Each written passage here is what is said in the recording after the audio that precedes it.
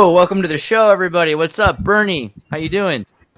All right, we are live. Welcome.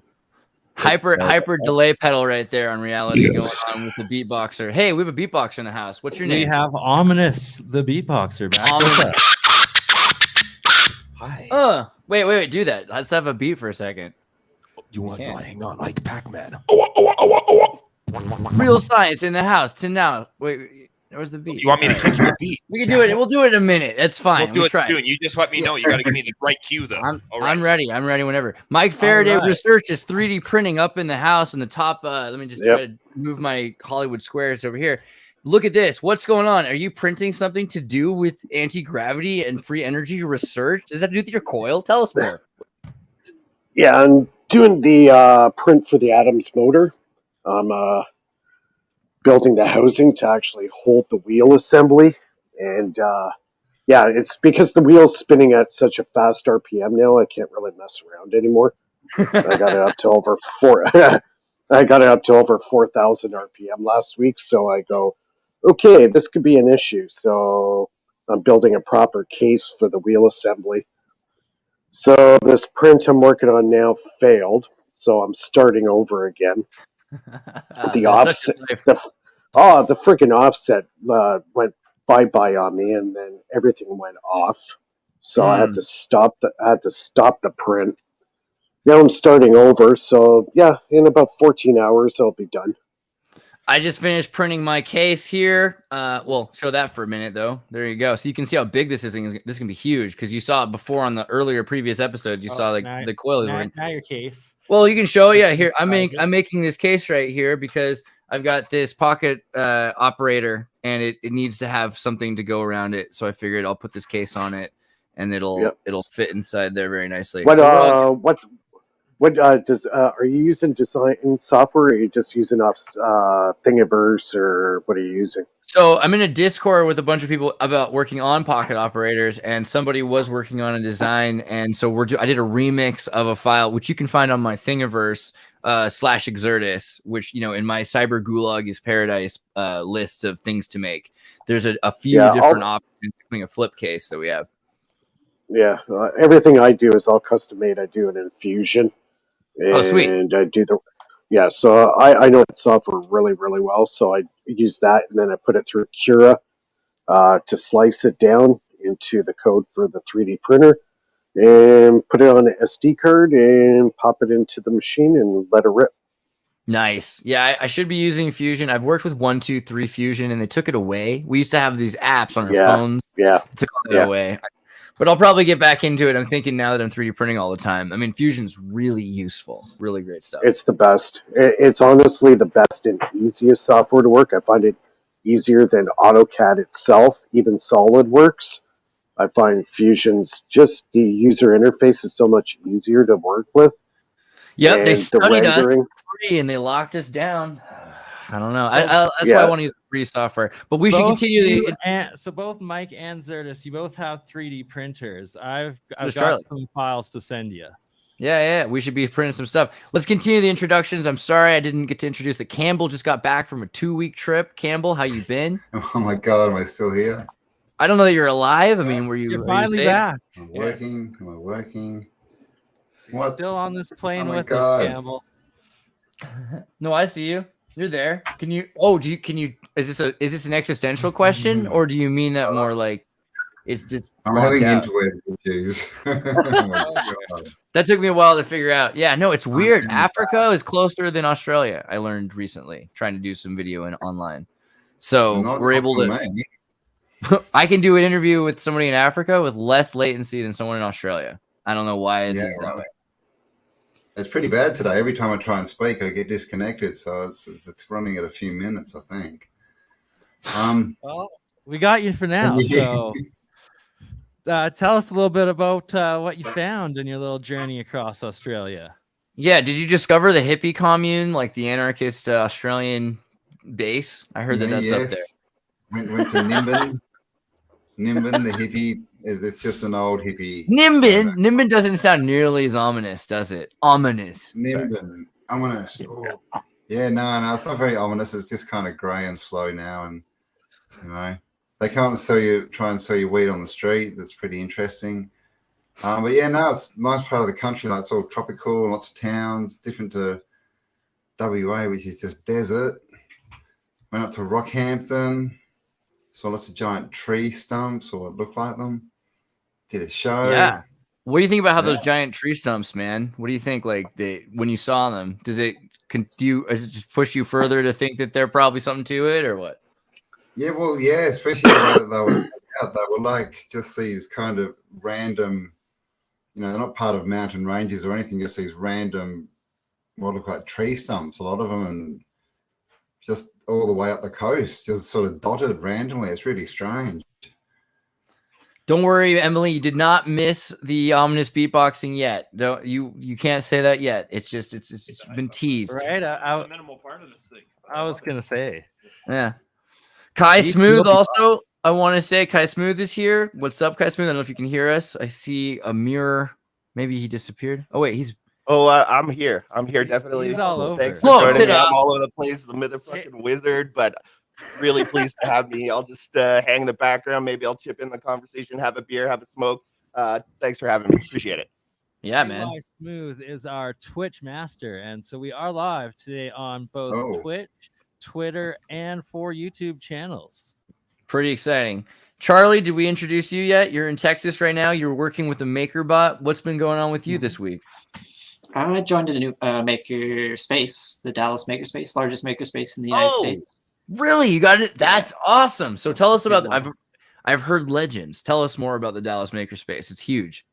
Yeah, definitely huge. I've been using their electronic workbenches, building new Tesla coils. And wow, what kind of stuff do they have? Oh, go ahead. Yeah, they had a fusion reactor they were building as a group project. So that was interesting.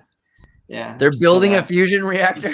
Yeah, like a tokamak style, or what? No, it's a smaller one. I showed a little bit to APEC. I don't understand it fully, but I have to talk to the group more about it. Absolutely, get them here. Let's have an interview with them. They can show the progress of their project as much as they want to, of course. Okay. Yeah, I'll invite them. Thanks. And I think there's another Adam. Space Case Zero. What's up, Adam? How you doing? Oh, I'm doing fine. Not a whole lot's going on over here. Right? Adam actually... That makes me really suspicious. It sounds to me like... Is there an agent standing on you with a boot on your neck? Like, that's the kind of thing I'd expect to hear if there was something not fine. But okay. If you're in peril. There's nobody else. Do they have your documents? Oh, wait, you're working on what? Oh, I'm working on a spectrometer, a computerized one, so that I can try the bagel coil with the noble gases and see if I actually get any other elements created in my sealed glass vials. So that's the next thing I'm working on. Rad. Really? So how are you going to use the spectrometer to tell you that these elements have shifted or that there are new elements that are appearing? Well, mass spectrometry. I'm looking for the bright line spectrum. Right, so I'm just lighting them up with a Tesla coil and then looking at what color the light comes off, and it's pretty straightforward to identify the elements.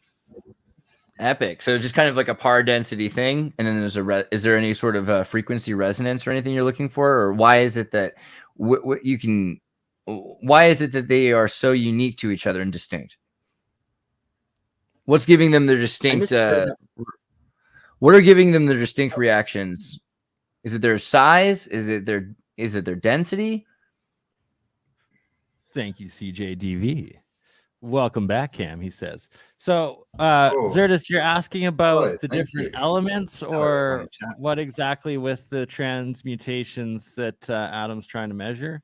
Right, yeah. So when you're trying to measure this, what are the changes that you're observing? Are they in the mass? Are they in the elements themselves? That's the whole. It'll be different elements in there.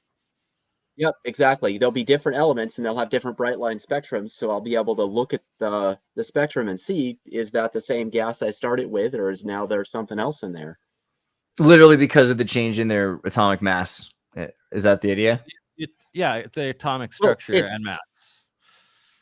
But the part that you're picking up on literal fusion is what it. But you're not able to pick up on the shape of the structure, but you are able to pick up on the dense or the mass, the increasing of mass, because it would refract a different spectrum of light. Is that the idea? Well, it's when you excite an atom, you put the electrons in a higher shell state, and then when those decay, they emit very specific frequencies depending on which element it is. Okay, so like the frequencies. helium. Right, so helium was discovered on the sun before they found it on Earth, and they did it with the bright line spectrum. They could tell it was up there, and we didn't have any on the planet. Wow. Okay, so this is the way. Yeah. Yeah, so spectrometers are how, like, for instance, they see what stars are made of by seeing what light colors are coming through on it. Each atom, each element has a different color of light that comes off of them from burning. And so how are you going about making your spectrometer? And is this a digital spectrometer, you said, but it's using a computer with sensors, or? I found some neat company in Italy that gave away the software for free. So all you need is a diffraction grating. People are using CDs and things like that. Anything to Prism works, and then it goes into a camera, and the software figures it out. You calibrate it with a known element, and then you've got a digital spectrometer. It is incredibly cheap to do. You need like a webcam and an old CD. What's the site? What's this Italian group that's doing this? They've got a bunch of physicsy stuff. It's on my computer bookmarked, I swear. I'll drop it in the chat. Yeah, cool. Yes, I'd love to share that. Please do. That's something I have been needing and like desperately need to verify my own electrolysis alchemy experiments and transmutation. So if it's a free program that I can utilize the equipment I already have to actually get mass spectroscopy, that's freaking amazing. And it'll be very interesting to see with the monoatomic matter. Apparently they don't turn out whatsoever the same as regular element atoms, according to David Hudson's work and research on it. So that'll take it to the next level, really, Adam. That's crazy. And please do share as soon as you have it working.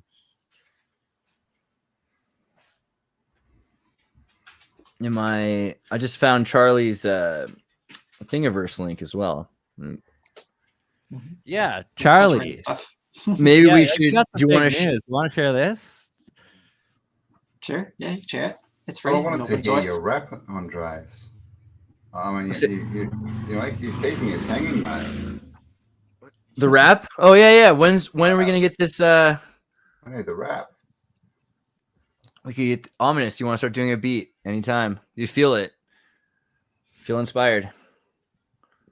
I'm always inspired. I just want to do it at the most appropriate time because these conversations are quite riveting. Let the science take you away. Let the scientists feel free to rhyme as well. If you have any.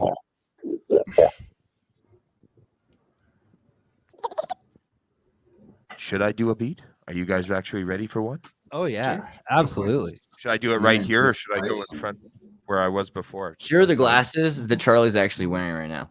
Yeah, I still use them. They're 3D printed, and I just press fit in the lens. Oh, there we go, and then it holds it. And the hinges are this new design, press fit, in that older design that used filament as the hinge. So I have to update my Thingiverse with the latest design. But I'll print different colors. And, yeah, for ABS plastic.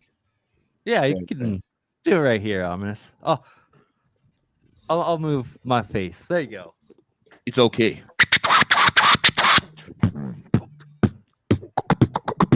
Hang on.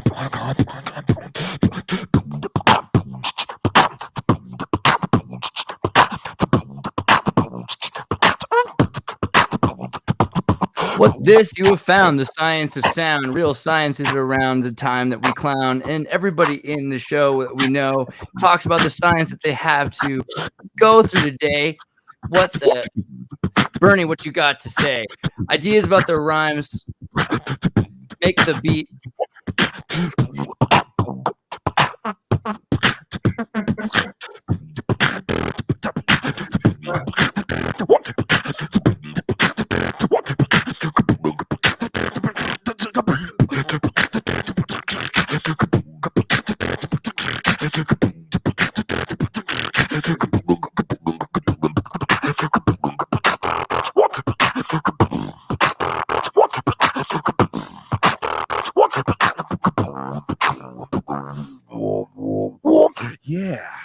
science for you. Resonation of sound.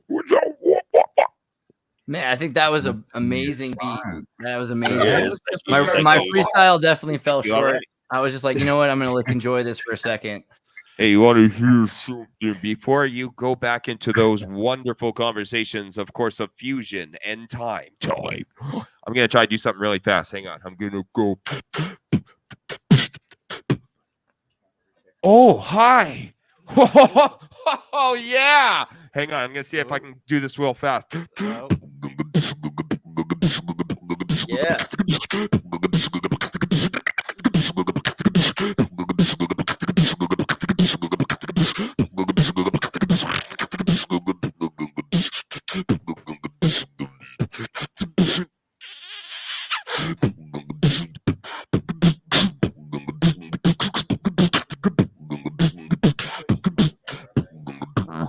Anti-gravity.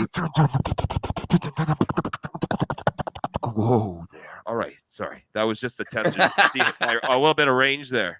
But don't That was worry. More to beautiful. come. Brought to you by Duck Beer because there is no other. Good. I can feel your anger. Is there a genre of let's give beatboxing? it up. Over here. Man, Is there steampunk beatboxing? I think we need to make it a thing. put all my beat machines to shame. All my robots are just like they're pulling their batteries out of their chests right now. I'm telling you, that's it.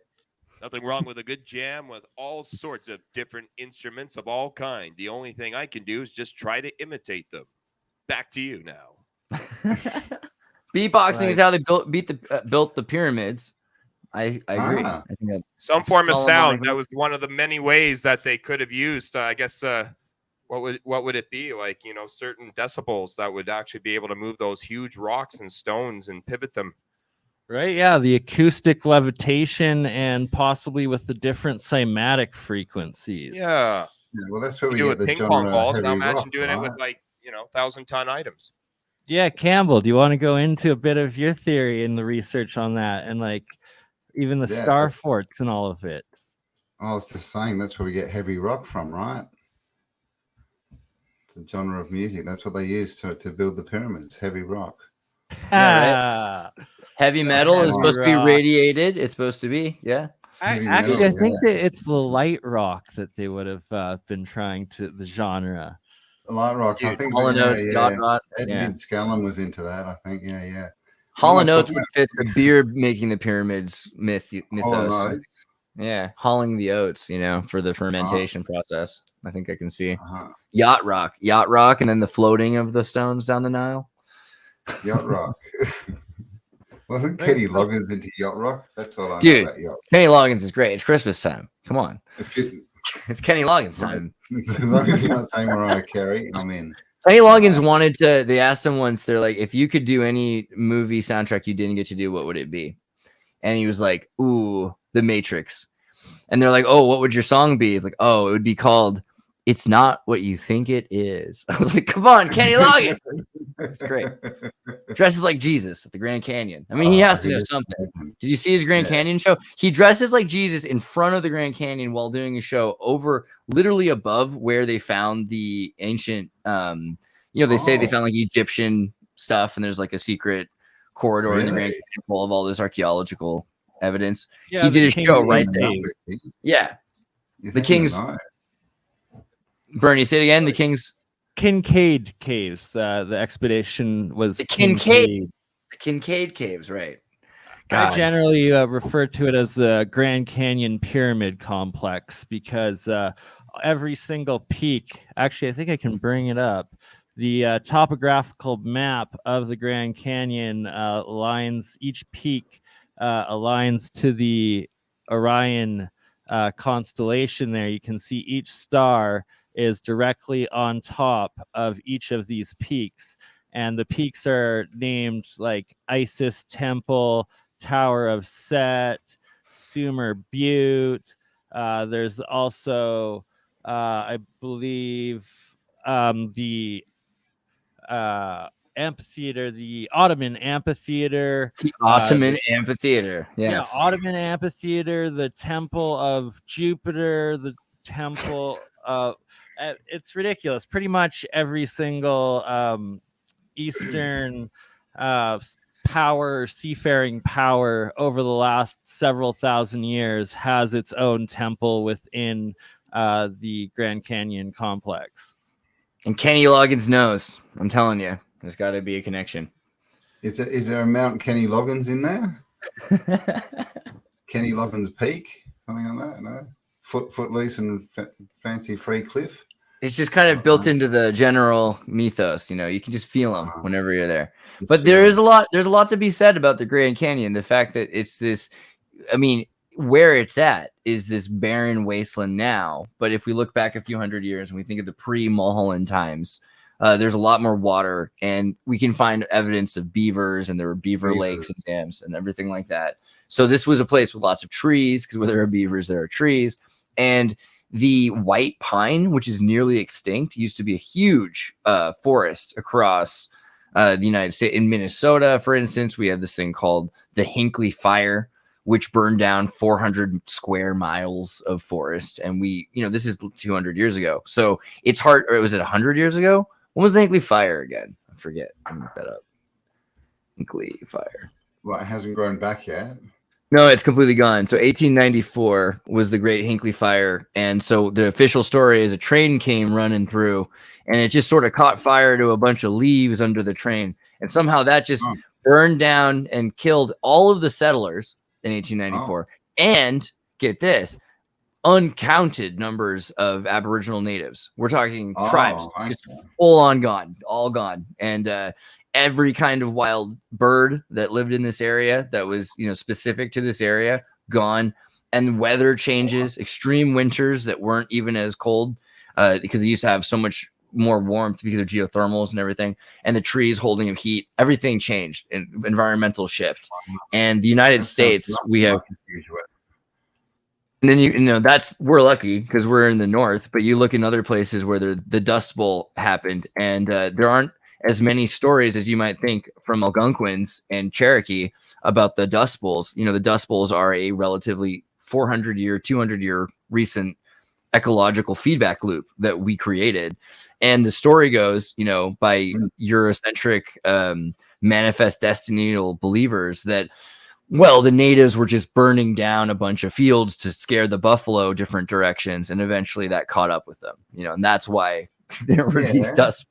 We get that in Australia too.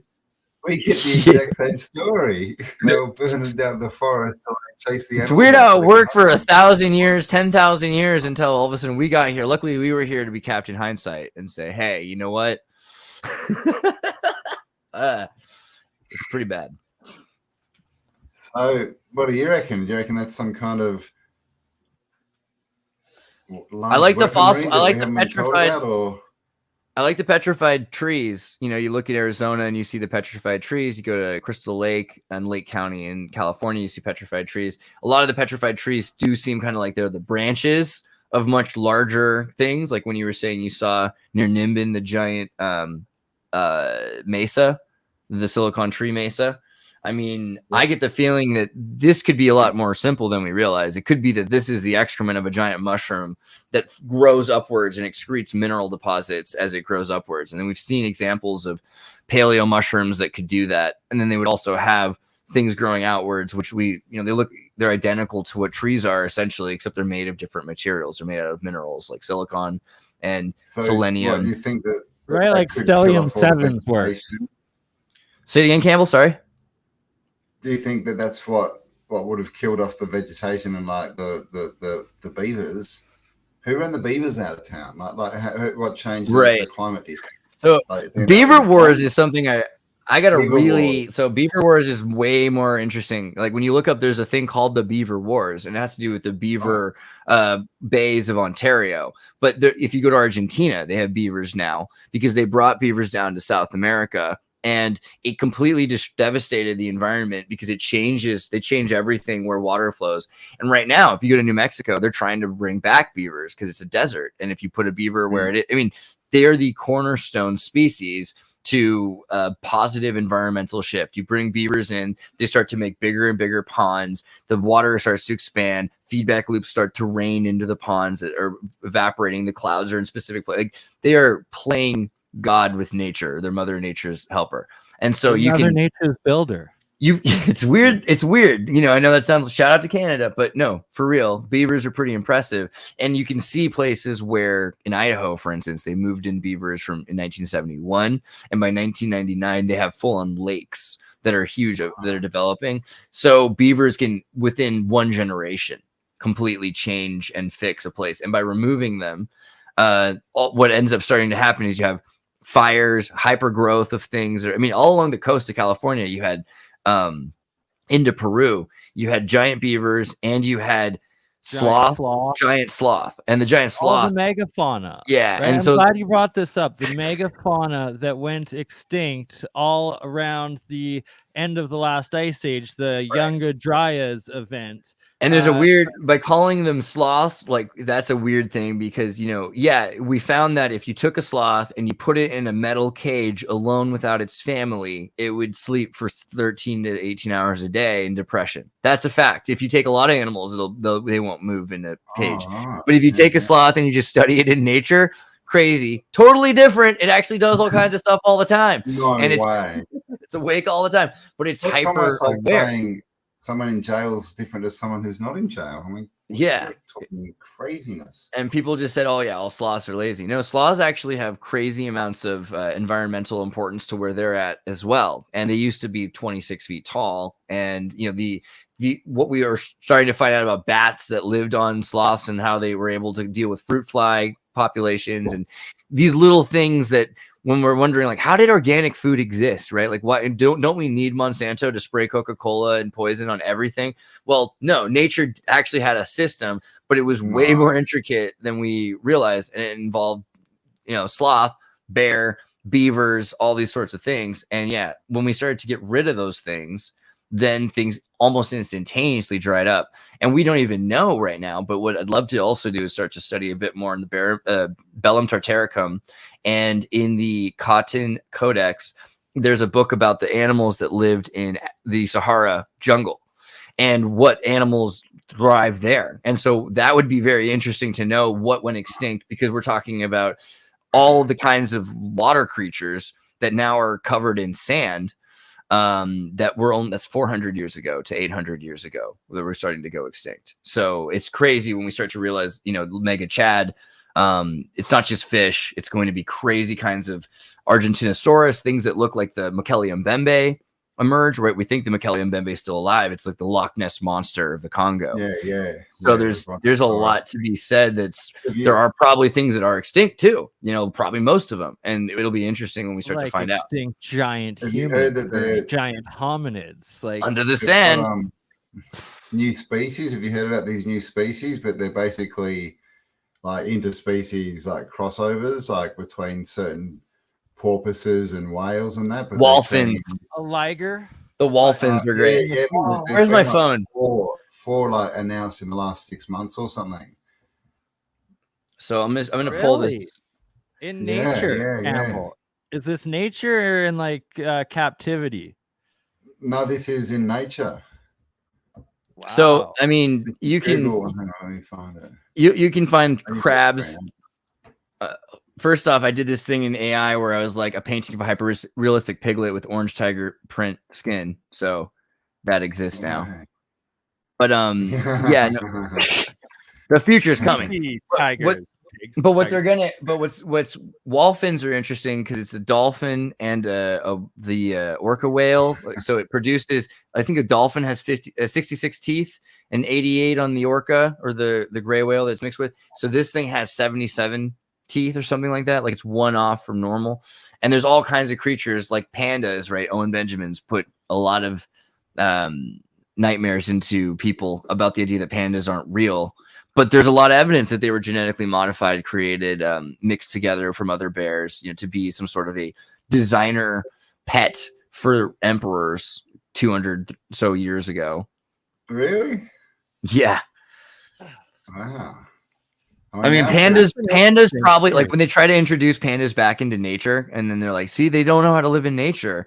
It's all our fault. It's actually that goes further than we realize. It's probable that they never were like pandas that like the kind of pandas we have today that even look like that, right?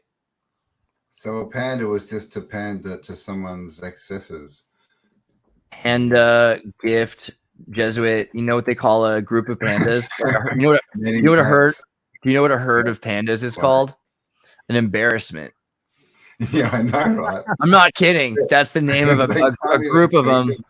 An embarrassment of pandas in the zoo. We saw an embarrassment. Yeah, a group of them is an embarrassment. It's called an embarrassment. Yeah. Those poor pandas. Everything about those are murder. Yeah. Murder. Red rum. Murder of crows, isn't it? Panda Express is a secret menu with Panda Mate. Oh. Ew, gee. What's Panda Express?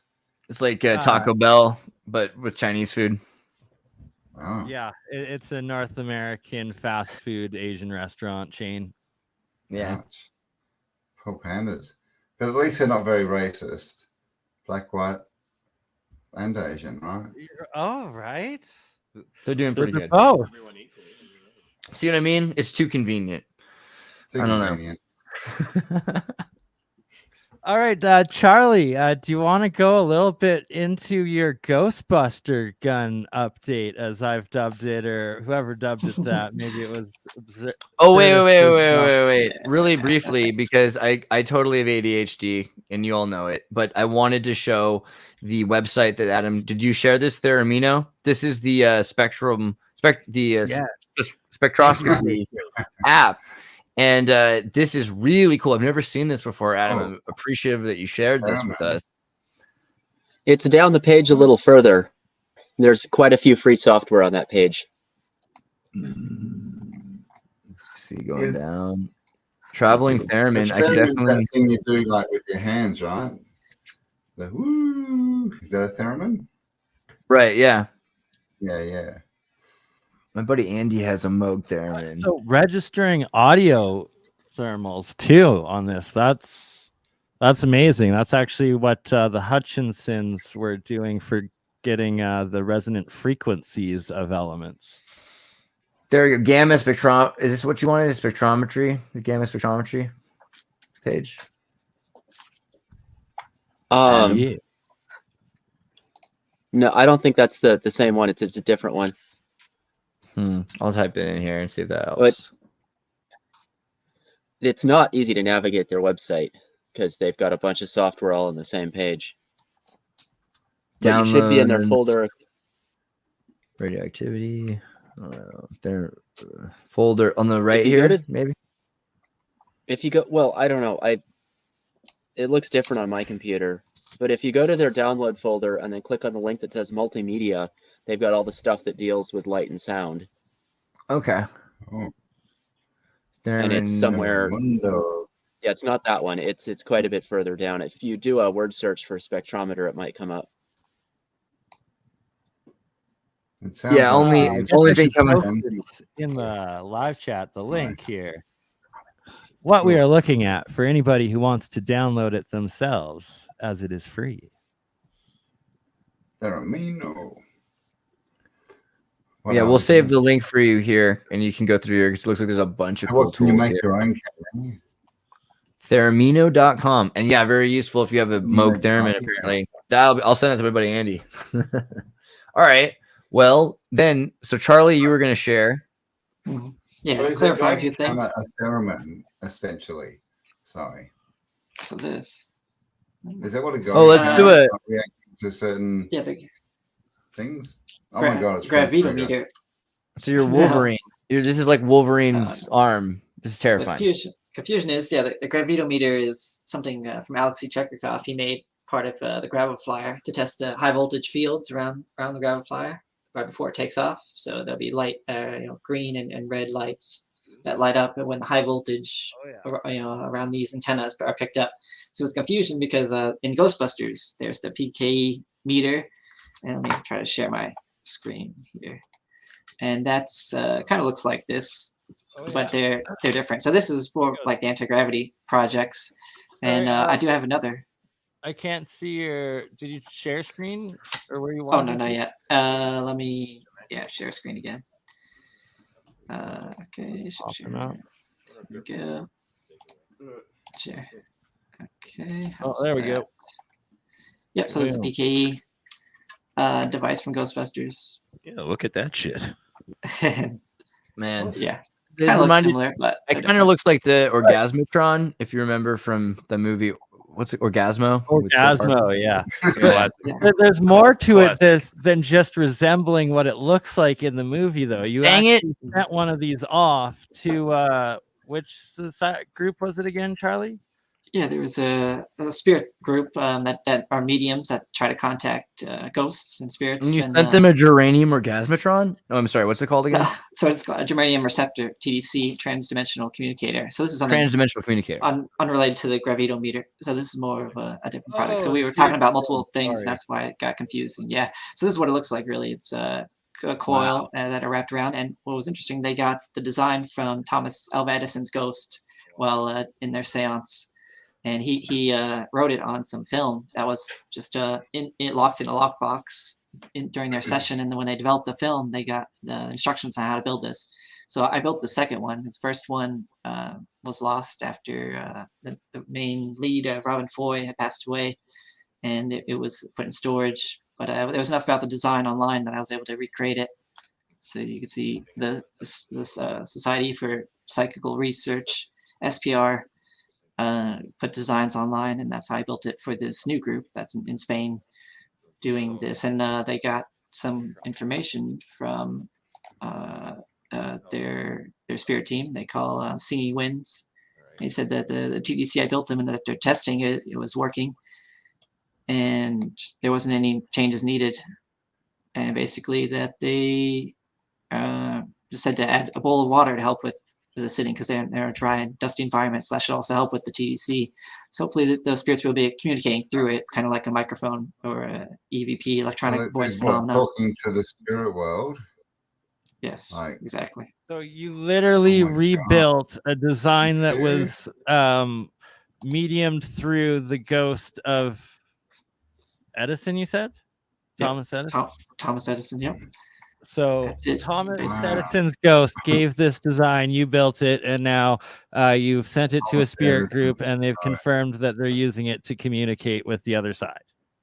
Yep, that's basically it. So I'll put the designs on free online. Anyone else can build it. And if the tricky part is doing the meditation, that could take months to years to build up the energy that they do through their meditation. But there's also a PDF on how to do that. I sent that to you. We can go through that maybe another time. Yeah, we'll do a full real science episode on it, because this is absolutely fascinating.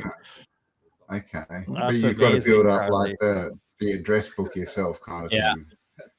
And there's three main energies. Yeah, there's the spirit energy from the spirits. There's human energy that they take from the people that are the mediums. And there is earth energy, like the landlines you might be familiar with. There's some energy from Earth. They combine these three energies into the energy that's used for communication.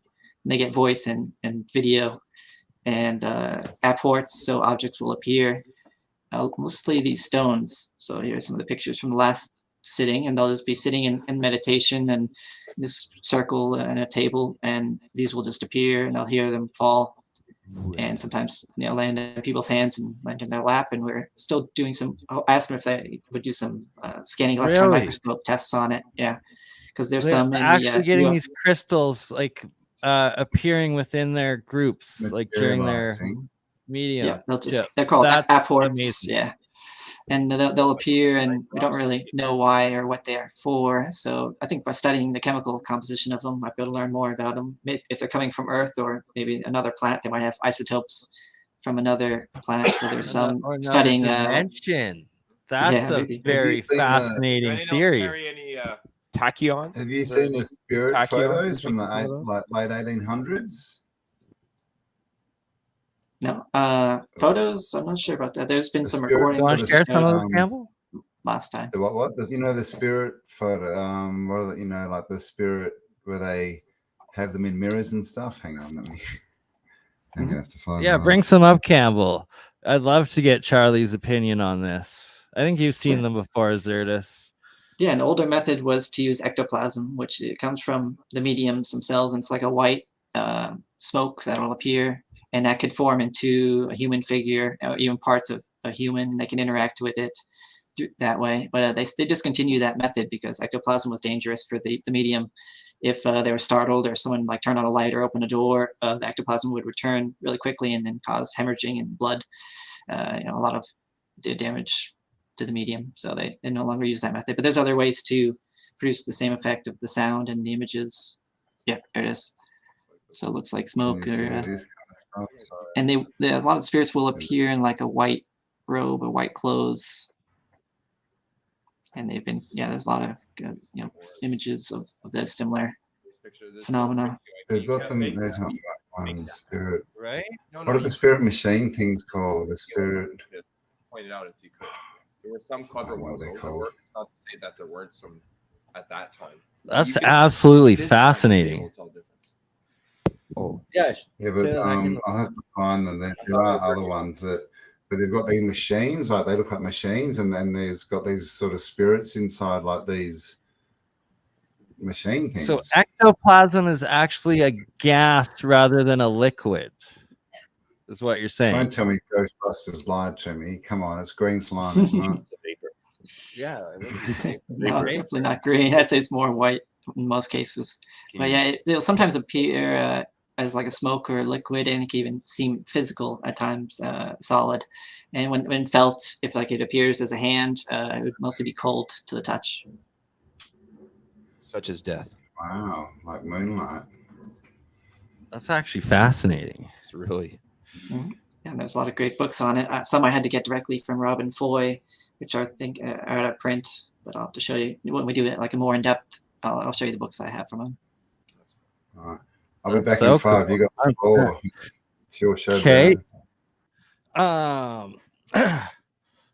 What was I going to go on about? The Solfeggios. But before that, if we're talking about these spirits and such, what about the Carillion frequency? Do you know much about Carillion photography and the Carillion frequency, Charlie? I've seen some of it. I know there's some when I went and visited and seen it that we're just using a computer vision and not really the right effects of it. More the Carillion would be passing high voltage through a person and then seeing like the aura that produces on film. But yeah, there's a lot of different methods to produce it, but I'm not sure how accurate it is or what it shows. I've got a car battery, some jumper cables. One of you guys want to get hooked up? Who are you gonna hook up? I think that's also more a torture technique there, KY. Sorry about that. Back to the cheap seats for me.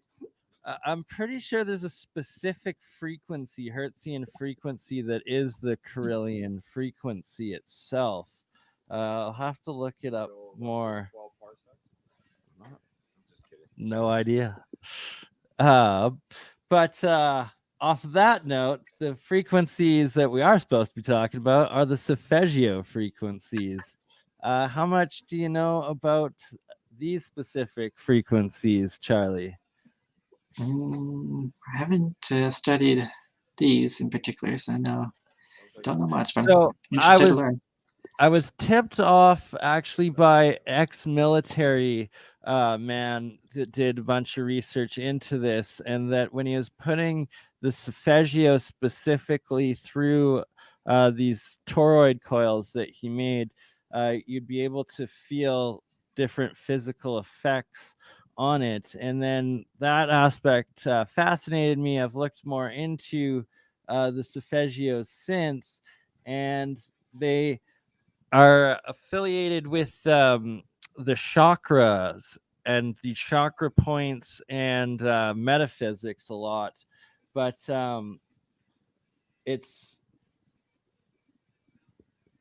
also like Tesla's numbers, the 369, the 6339, and the 963 hertz. Bernie, that's sure a coinkydink if I ever saw it. Right? Yeah. So that's 3 of the main ones in it. I recommend you experiment with these specific hertz frequencies with your signal generators. Yes, experiment. Experiment.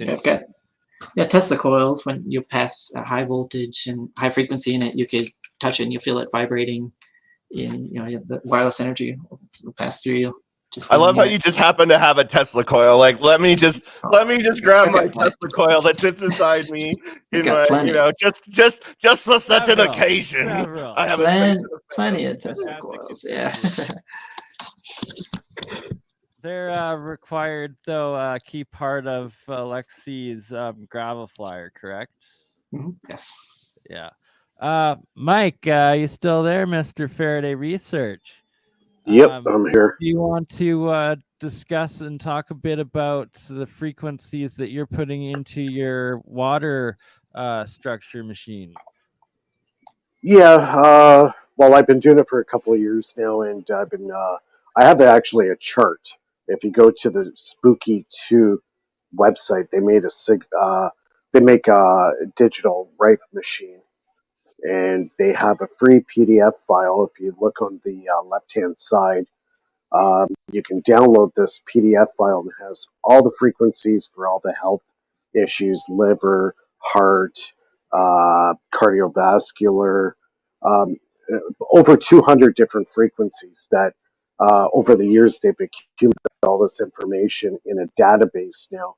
So all you have to look up is the issue that you're trying to fix and put that into your Rife machine or signal generator, turn it to that frequency, and I use mainly 528 hertz or 432 hertz for the structured water. So I also spin the water into a vortex, like a tornado effect, which implodes the water. Then that goes through a pump, and then that goes through a set of high-powered neodymium magnets to neutralize any transient frequency or electromagnetic frequencies that are locked in the water, and those magnets neutralize it. And then the piezo transducers are on the side of the tank, and basically turns the whole tank into like a giant loudspeaker. And I pump the 528 hertz signal into that tank while it's actually spinning in the process. So it's a combination of a few things that are going on at the same time. And you let it, I believe it's 8 gallon. And I spin it for about 7 days, and then it's ready to drink. So. Right. So 528 is one of the Solfeggio frequencies. And I have up on screen here the cymatic frequency of what it actually looks like. So that's the structure, the cymatic frequency geometry that you are essentially pumping into the water that you are then consuming. Yeah. So see those images there? I'm going to make a little experiment when I get some free time. It's basically going to be like a speaker, and it's going to have a plate on top that's going to be black. And what you do is you sprinkle sand on it, and then you pump the frequency into the device. That plate now will resonate at, say, 528 hertz or whatever you're doing, and it will form those structures that you're looking on the screen. It's quite amazing when it actually does it. It's like magic right before your eyes. Right? Like it's so cool. I've seen I need to get a signal generator to start doing this into my electrolysis reactions.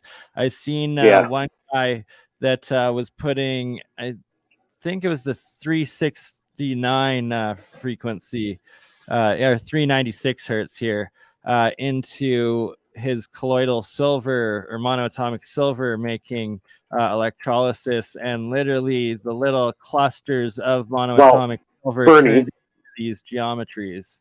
BurnEye, there is a chart out there. You have to search it out. I haven't actually had time to do it, but there is a chart out there for all these different elements that you're working with.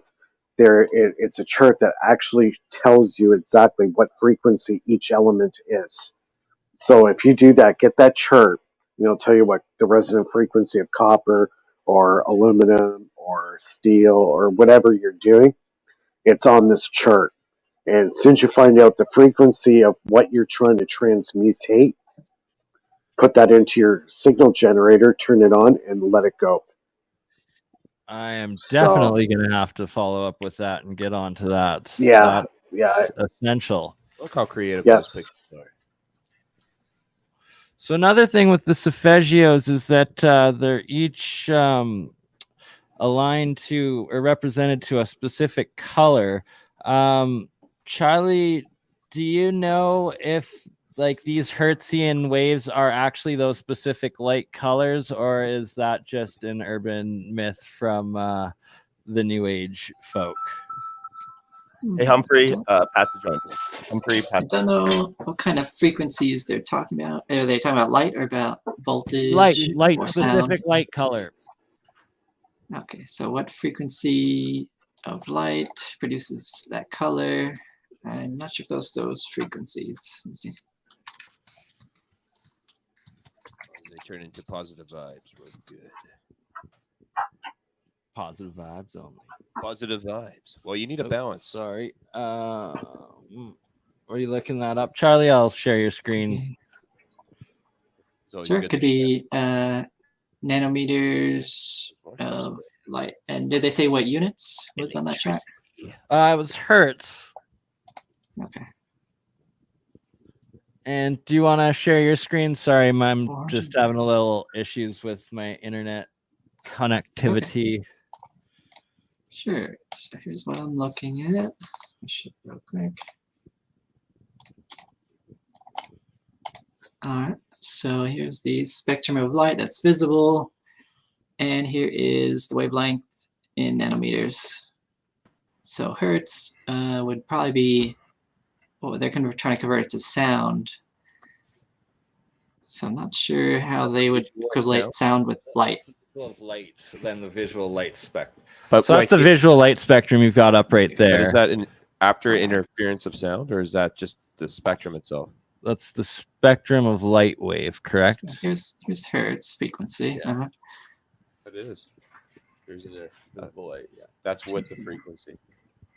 So 400. Look at that. That's pretty. 400. Yeah, so 400 is red. Yeah, so that's actually lining up. The 400 hertz being infrared. Yeah, it shows terahertz. That's much terahertz. Sorry, higher. Yeah. Terahertz. Okay. Violet and purple are sky high.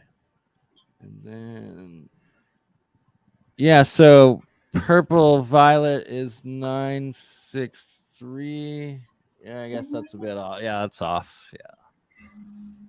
Yeah, so that's just an urban fairy tale then. What's been debunked? Yeah, and terahertz is hard to produce with most commercially available equipment. That's some of the, they were talking about the terahertz waveguide. You might have heard Jeremy Reyes talking about that. Some of the materials that, from alleged UFO crashes might use to create levitation would be like a terahertz kind of device, and that's something I don't have capabilities of. Even in my lab, you need a special heavy-duty equipment for that. Maybe John Hutchison might have something. Have you heard about military surplus? Have you heard about the glasses with the red lenses from Vietnam when the fighter pilots were wearing them and they were saying that they could see demons? I heard about that. Yeah, Cliff High's story and several others have brought that up since, that supposedly infrared goes into the demon spectrum of light, and then which is the infrared, and then also the supposedly auras are visible in the ultraviolet light wave energy, and like cobalt blue glass lenses supposedly help you see auras and whatnot. So it's in this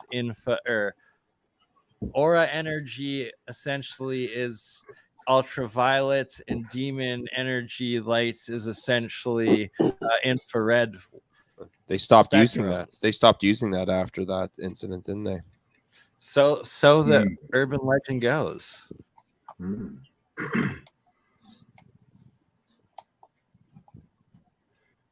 Aren't all our controllers full of infrared though? Like all these, I don't know. Do people even still have TVs? You know, like TV controllers and things. Aren't they infrared? From the television. Yeah, exactly right. The controller uses infrared to the television. Great. Get your programming here. Well, going a little bit further on that ultraviolet infrared dimension subject, isn't it interesting that our visible light spectrum and the colors we see is specifically in between those two, and then we lose sight of that visible light spectrum when you're going further into both either the infrared or the ultraviolet?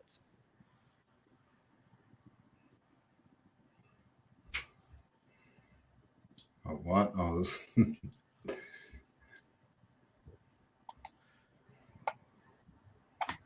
What's going on here? Charlie, so what's my we need to make some red-blue glasses that see infrared and ultraviolet. Okay, that's a good idea. That we could print off the 3D printer for like $3. Thank you in advance.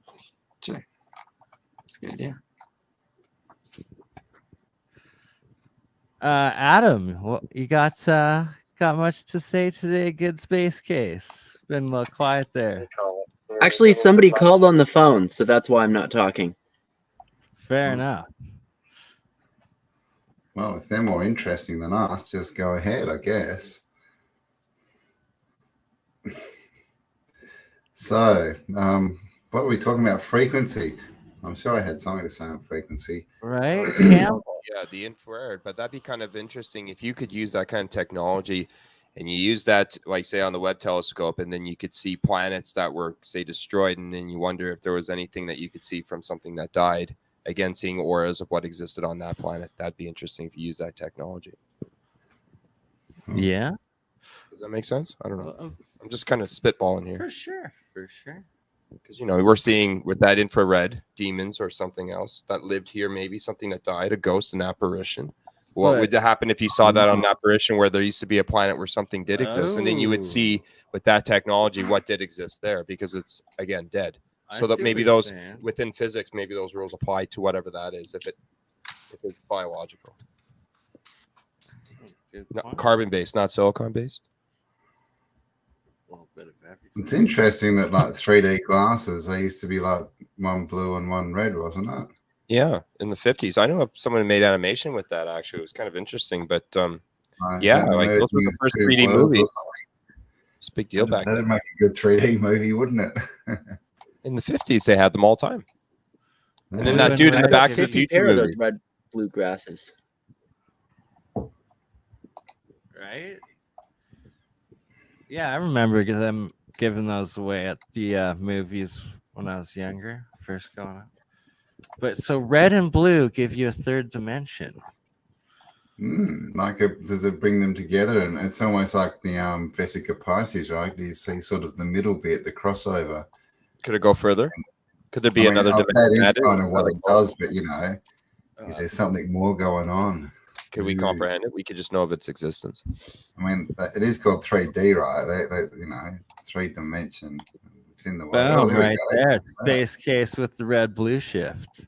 Nice. No, it's kind of interesting. I have like a pair of underwear where if you put those on, because it's set up like that, it sticks out. But only when you wear those kind of glasses. What?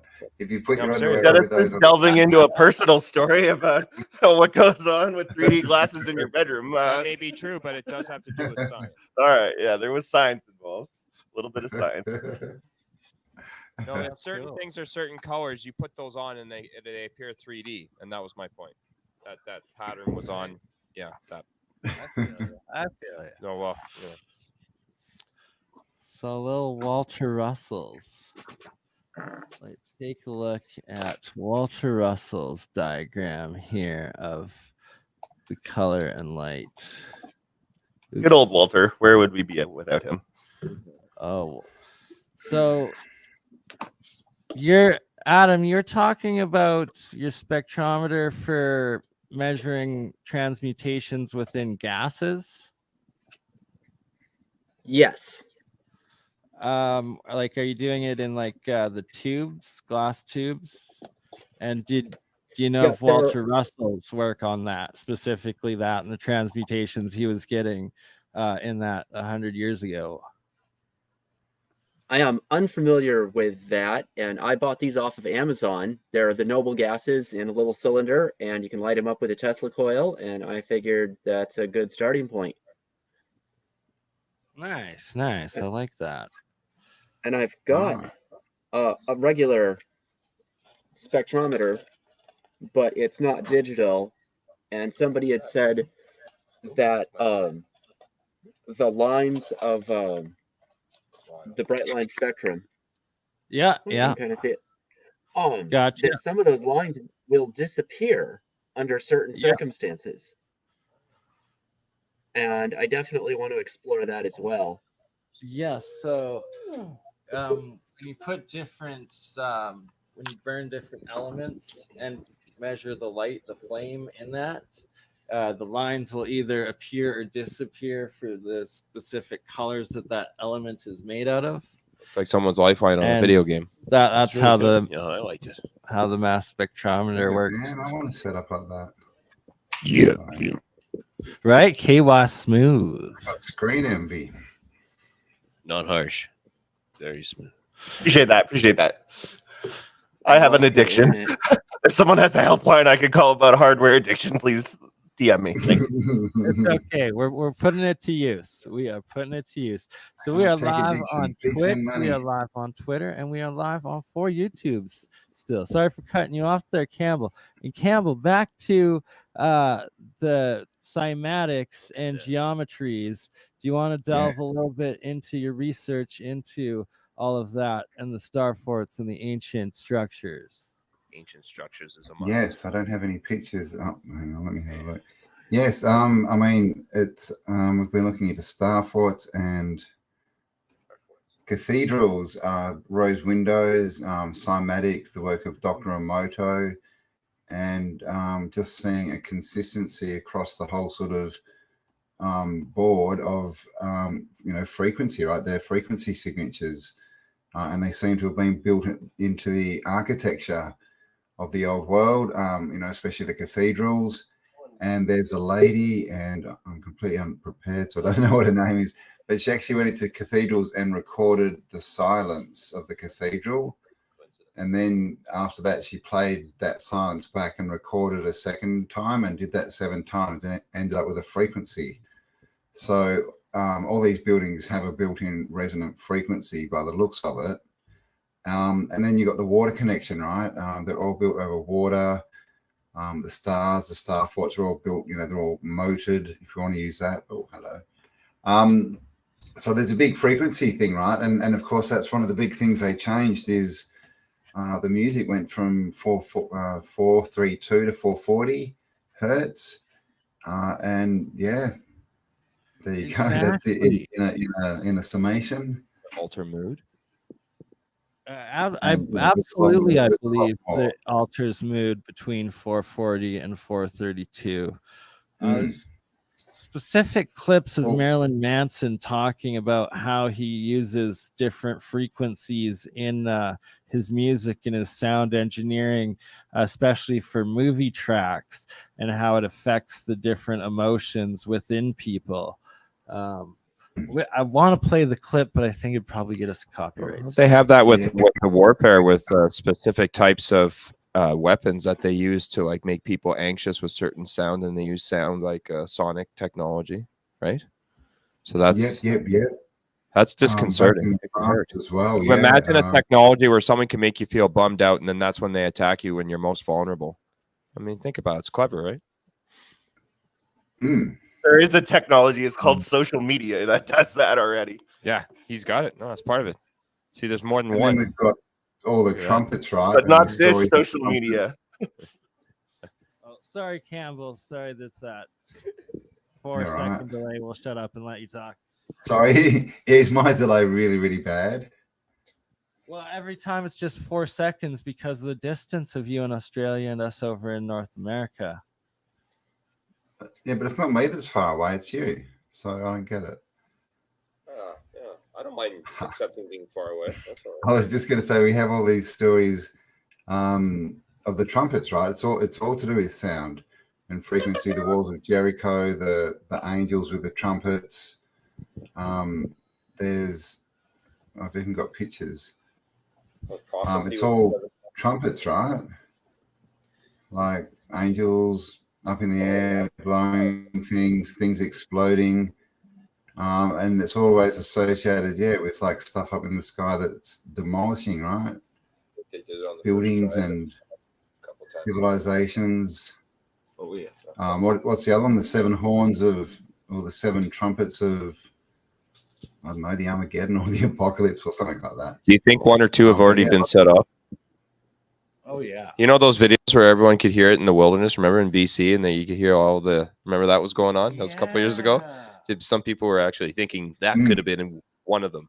Do you think that's true? Or do you think that was just a trend of 2000 whatever? Right, yeah, that was strange. You guys remember that? All those different videos of people hearing like crazy. There's been more. And recording them too. So I mean, there was, but I mean, whether there was a correlation to it just being faked or it was a trend and other people were doing it, that's the real question. Because it just kind of stopped or it just didn't get reported. And then remember those monoliths not too long ago that have been reported everywhere? But then a lot of them were just people just doing it, just again doing it with the trend. So that's what.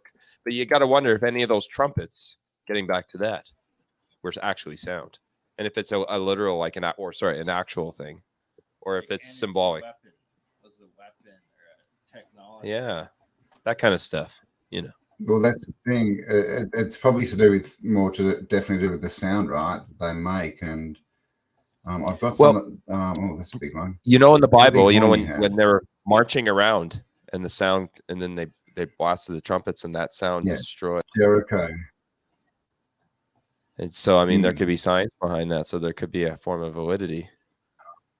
Right, like look at the I've got these Tibetan pictures. I don't know where they are. Of,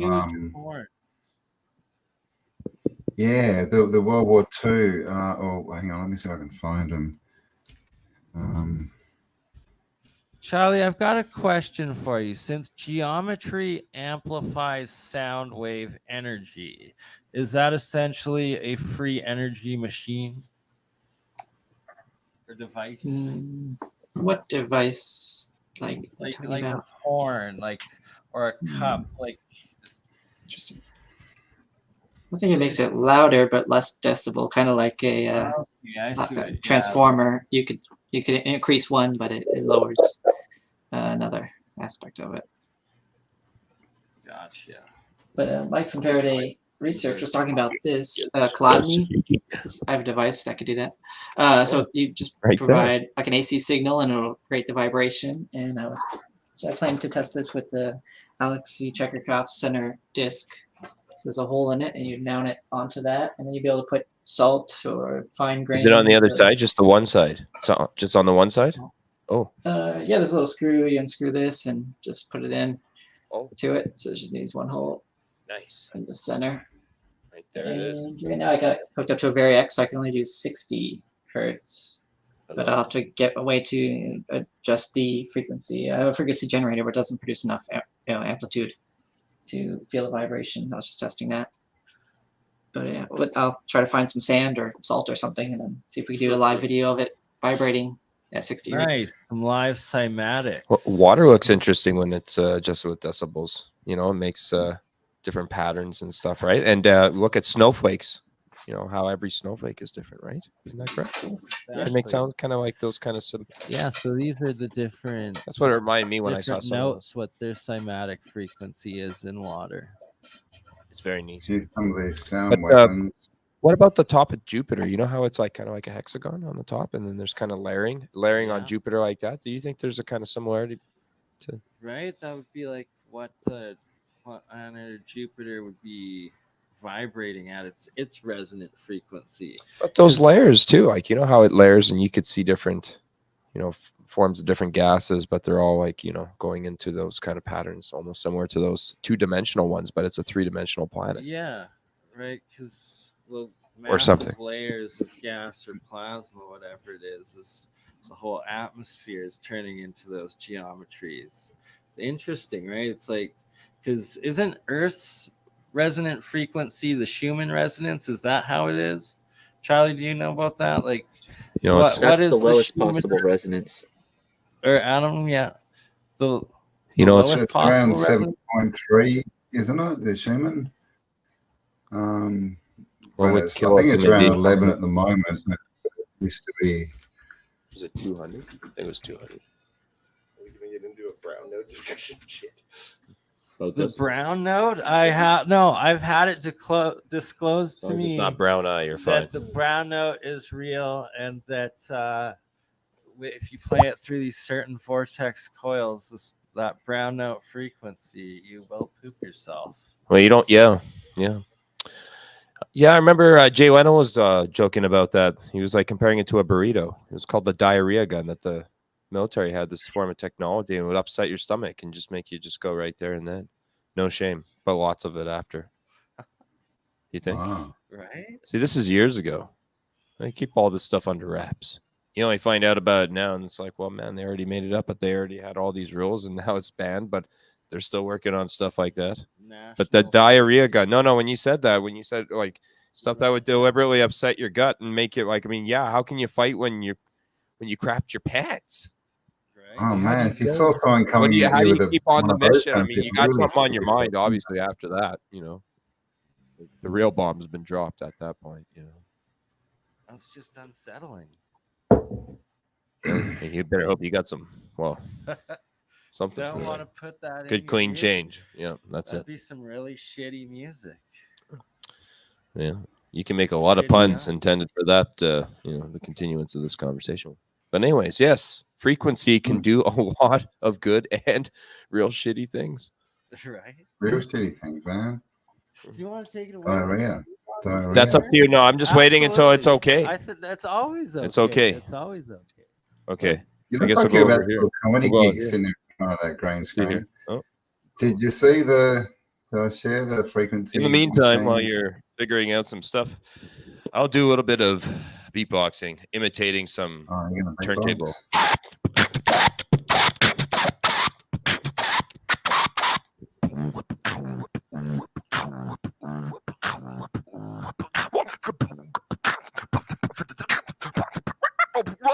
The name of science.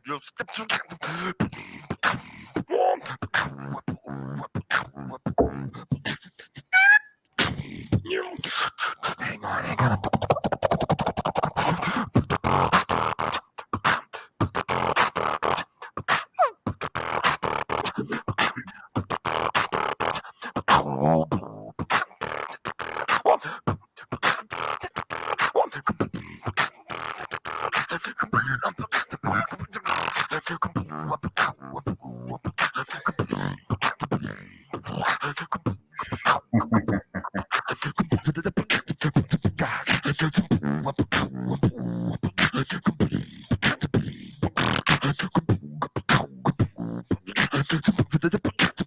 Don't get a brown note on us.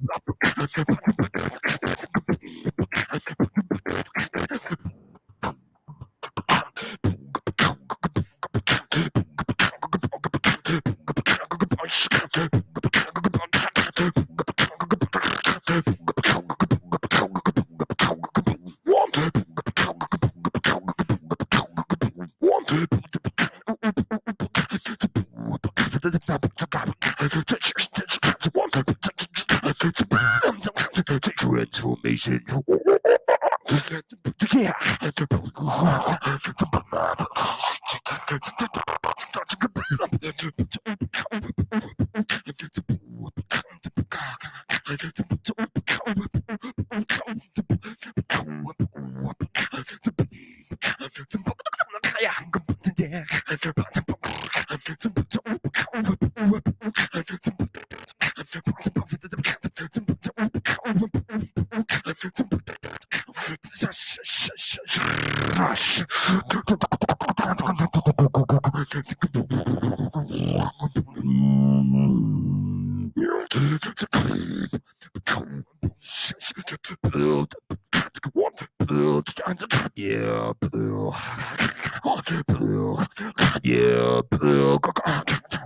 For those genuine fans.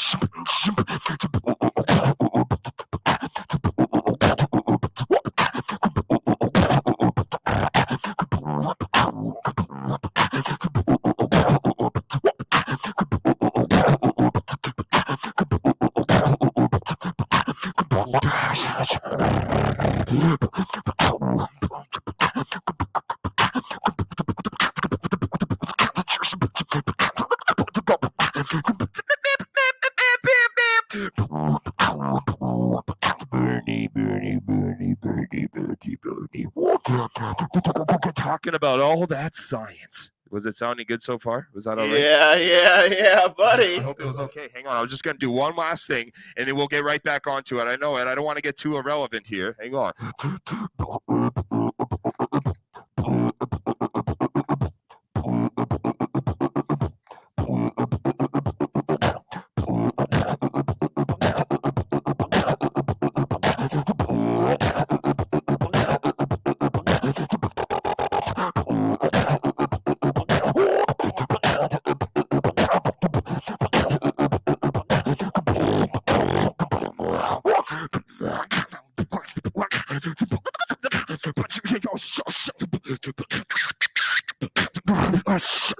Thank you, guys. My name's Ominous, by the way. Ominous.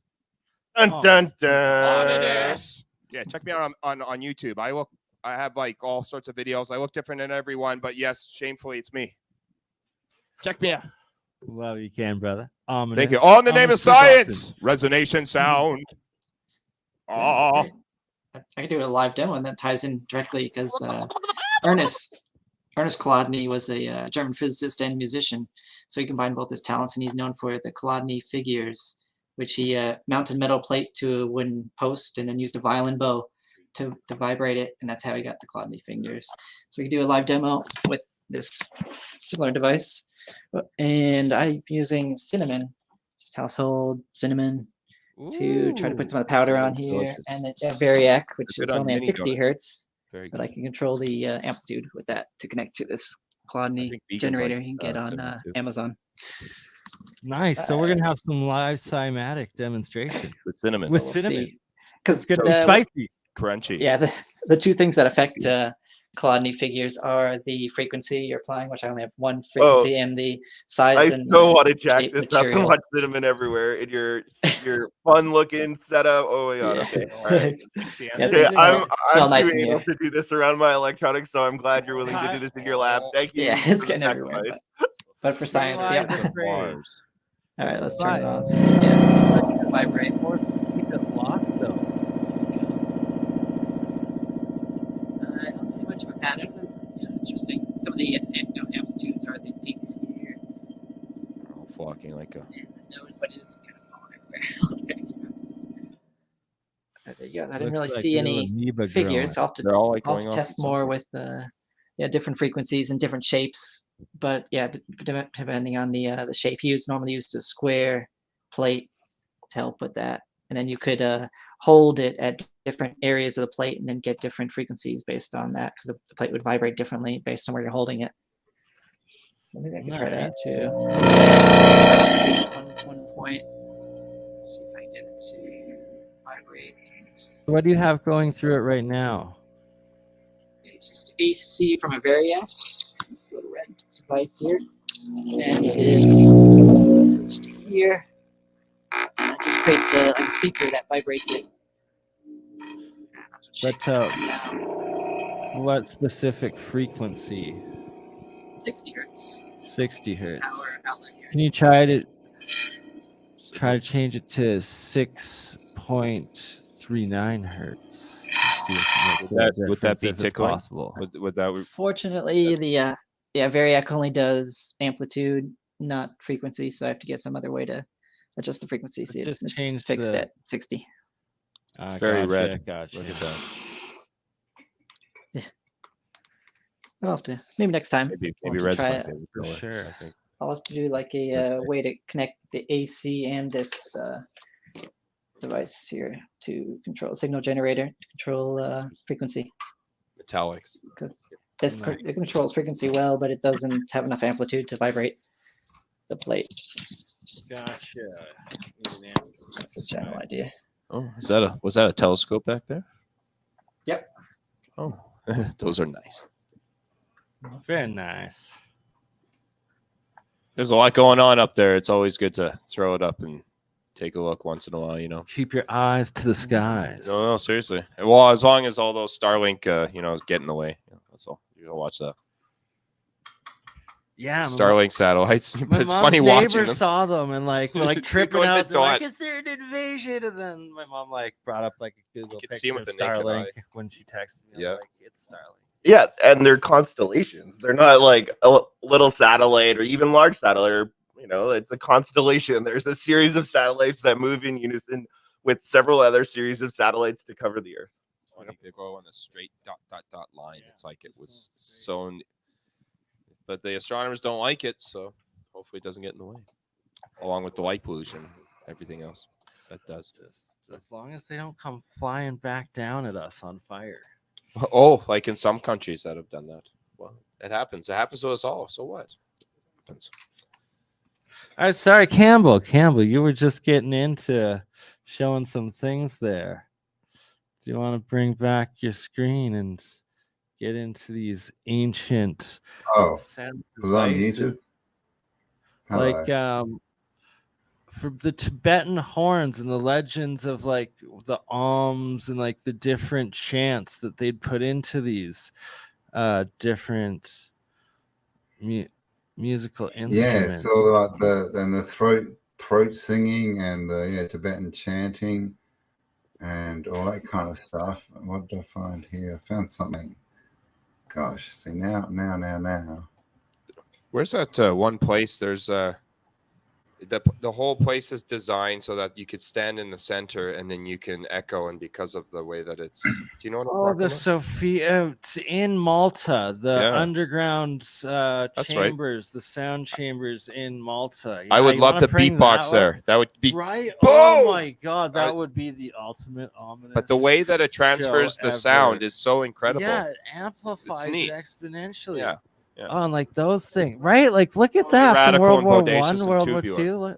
Like these sound weapons from back in the day, beatboxing into those. That's what I was saying. I'd be like, what a music video would be cool. And then, But anyways, We no, have no, to no. crowdfund So the Ominous the some place of is cool. these, and then also going to Malta to meet up with Paul Cook. That's what we have to plan, Campbell. We're gonna do an Ominous show. It looks nice there, though. What? Yeah, man, I'm into it. I'll post. Give us your Link, yeah. I don't really. Well, What- right do you now, have- I mean, I just have like my basic, just Ominous on Beatbox on YouTube. Like, Okay. Ominous Beatbox on YouTube, TikTok, Ominous one. Oh. That's it. Those are my only. Can you links. share those? Because I'm Ominous blocked on Beatbox on TikTok. YouTube. I'm finding it That's a on good YouTube. Ominous You're a Beatbox. naughty boy, Bernie. I usually don't give it away because I forget to, and I do shows in the Right. right. Yeah, Oh, that Beatbox boom, guy. right I know how to get around that, right, Bernie. That's the Last Beatbox. time, Like, Just stop yourself episode getting 4, I swear I banned. asked you and you said no. Illuminate the show? Oh, Illuminate was. You just need to do 3 twerking videos or one as a nurse, and you'll be But- fine. That's not your. The interviewer was really nice. He's on the ice. And, But do you have an actual channel? Oh, Speed. someone right here. Let's see. talking. On go to KLTD. like I'm yeah, trying the to one find down you. there. Go down. There's one with Pier Pot there. Uh-huh. That's on the elevator. That one's a good one. Boom. It's fun. It's me and at one point, like we went to the Beatbox Championships. We had a fun time. He was #1, I think, 3rd year in. But we did this in an elevator, and it was really cool. And yeah. Are we playing? It's not, well, hold if you ever on. get a chance to Hold check it on. out, it's Here really we cool. go. Here we go. This thing right here. Ominous in the elevator. Oh, was the sound working? Can you guys hear it? Oh, my sound's not working. Oh, if it doesn't work, then it's on. Oh, it is working. Oh, yeah. Yeah. Oh, yeah. It's not gonna work. Check it It's out. not gonna work. It's all gravy. It's not gonna work. The feedback loop. The feedback loop will start. The Shambhala ones were pretty fun too. We will post the links. I will post the links in the description after the You're standing video. on the speakers, so then you feel the vibration of that. That was kind of cool. It was another experience. I knew I'd Have you got 3 people in the room with you there, Bernie? Because I'm getting very confused. Yes. We are in the KY Smooth, and there's all 3 of us in one room. Okay, that's why there's so many screens. Right? Because it's like, whoop, and then there's Now I there's get it. the KY Smooth, and thank you, Lady Locks, and the Ominous, and the BurnEye, the Charlie C, the Adam, and the Cam. So Cam, you know the actual name? It's like Sofa something in the underground place in Malta that they found the elongated skulls. The name of that one? Yeah. No, but I've done a video on I'm right. I've talked about it like 10 times before. That's skull vodka. I heard that Dan Aykroyd has a take. Myself, I am blaming short-term POTS memory loss, but Short-term, that happens. yes. That'll happen. That's okay. We can think like a quantum computer, apparently.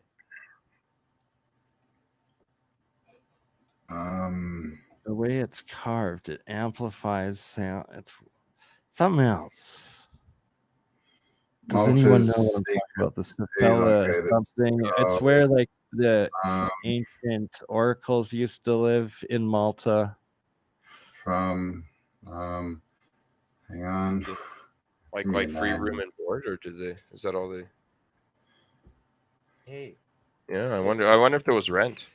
Right. Like they had those caves. They went so far down, could hold up to 20,000 people. House Saflieni Hypergeum. Hypergeum. There we go. The Hypergeum. They could have had that because it was an extinction level event, and they were building it in the case of whatever was going on at the time, possibly to make sure survival all was throughout evident. that area. Do you want to bring it up, Cam? Is your internet better than mine? Campbell, big news. I got a new laptop and a new cell phone on the way for better editing and video production. Awesome. Guess who's got a new job? Me. So here's a picture. No longer hassling you. guessing. There we go. That's the spot. Right? That's where you want to do the show. Something like that, yes. Well, I know what this one spot looked like. It was just it was so That's nice. it. Yeah. That's it. Wouldn't it be fun? It That's tripped me the out. main- that's There's the also main- like How about this, people? What about that one place? Where is it in whispering Minnesota? walls.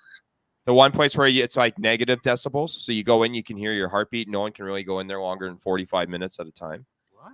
Have you ever heard of that place? It's a place where it's negative 15 decibels, I think, up or more. And you go in and you can hear your organs after you're in this room. And it's really hard for the longest anyone's really been in there is less than an hour. But it's Wow, the that's most a big quietest room. place in the world because of the way that the room is. Yeah, somewhere around there. I'm not sure. I heard it was Minnesota somewhere. Minnesota.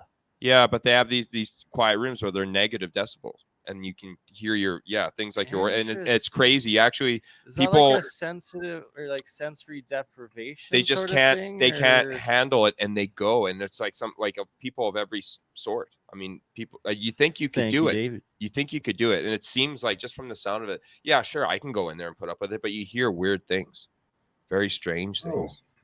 Man, I've never heard of that. That's fascinating. It could even be in Seattle.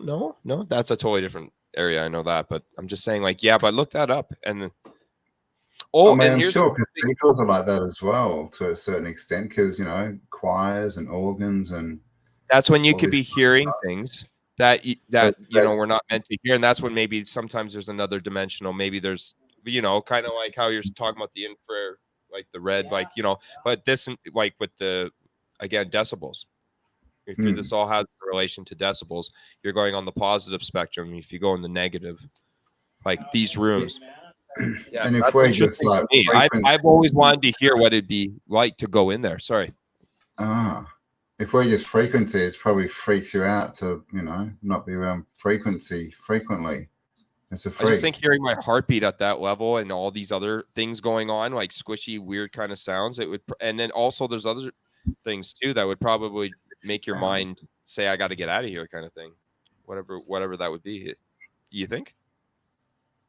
Oh, it's fascinating, like thought process. Talk into the mic. I am. Sorry, I am. I'm smoking. Birdie can't talk. The mics can walk with him. He can take it with him, but he's smoking, so he can smoke and mic at the same time. Look at that technology. Here we go. There we go. But then there's Where are you guys? Whose garage are you in? We are in KY Smooth Studio Garage. It is fantastic. Studio garage. Sorry, I didn't mean to say. I meant studio garage. It's Clearly it's a studio and a garage. There's definitely full on major dope. screen envy going on. Nice. But So have we got anything? What have we got planned? Anything else here, Bernie? We seem to have lost Mike and Andreas. Yeah, so Andreas had to go to another show, but we're still live on his channel. How long are we at here? Hour and a half.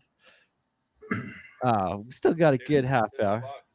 There's a bug alive in the garage. He deserves to live. Campbell, you don't understand. In Canada, it happens. everything is dead at this point. They're smart. No. When you get fruit flies, for instance, Everything is dead. Assholes. And it's surviving in the garage. It was like minus Survival 20 outside adaptation. yesterday. It was crazy. Dude, humans aren't supposed to live in that kind of temperature. I keep telling you this. But that's the question, right? The Tartarians, they live in this, the Russians, but was it a different temperature back then? Some of the coldest places in all the world have been in Canada and in Alberta. Exactly. And Justin Trudeau's there, so I mean that's 3 good reasons to get out. He's a cold person. He adds a couple. He's got a very cold personality. He's brought the temperature down in your great country. Yeah, that's not always brought down in a. That's a good point. That's okay though. We don't need to go there. You think he'd like the tropics, being from Cuba and all that kind of stuff. He likes India apparently, so he likes going. Or China. No. Are we allowed to say that? Not in particular. Can't go political. Oh, what about Kanye West? Hey, no, hang on. Let's not get taken. Everybody's good. Let's all be nice. I wish the whole world could see that. So, all right. So who's in the chat? Hello, everyone in chat. I haven't said hello to everyone. Right, Campbell's back. I'm back. Yes, I've been traveling. So I need to start making some of these free energy devices, and like the water, Mike's water. What is it like a fractalizing coolness thing?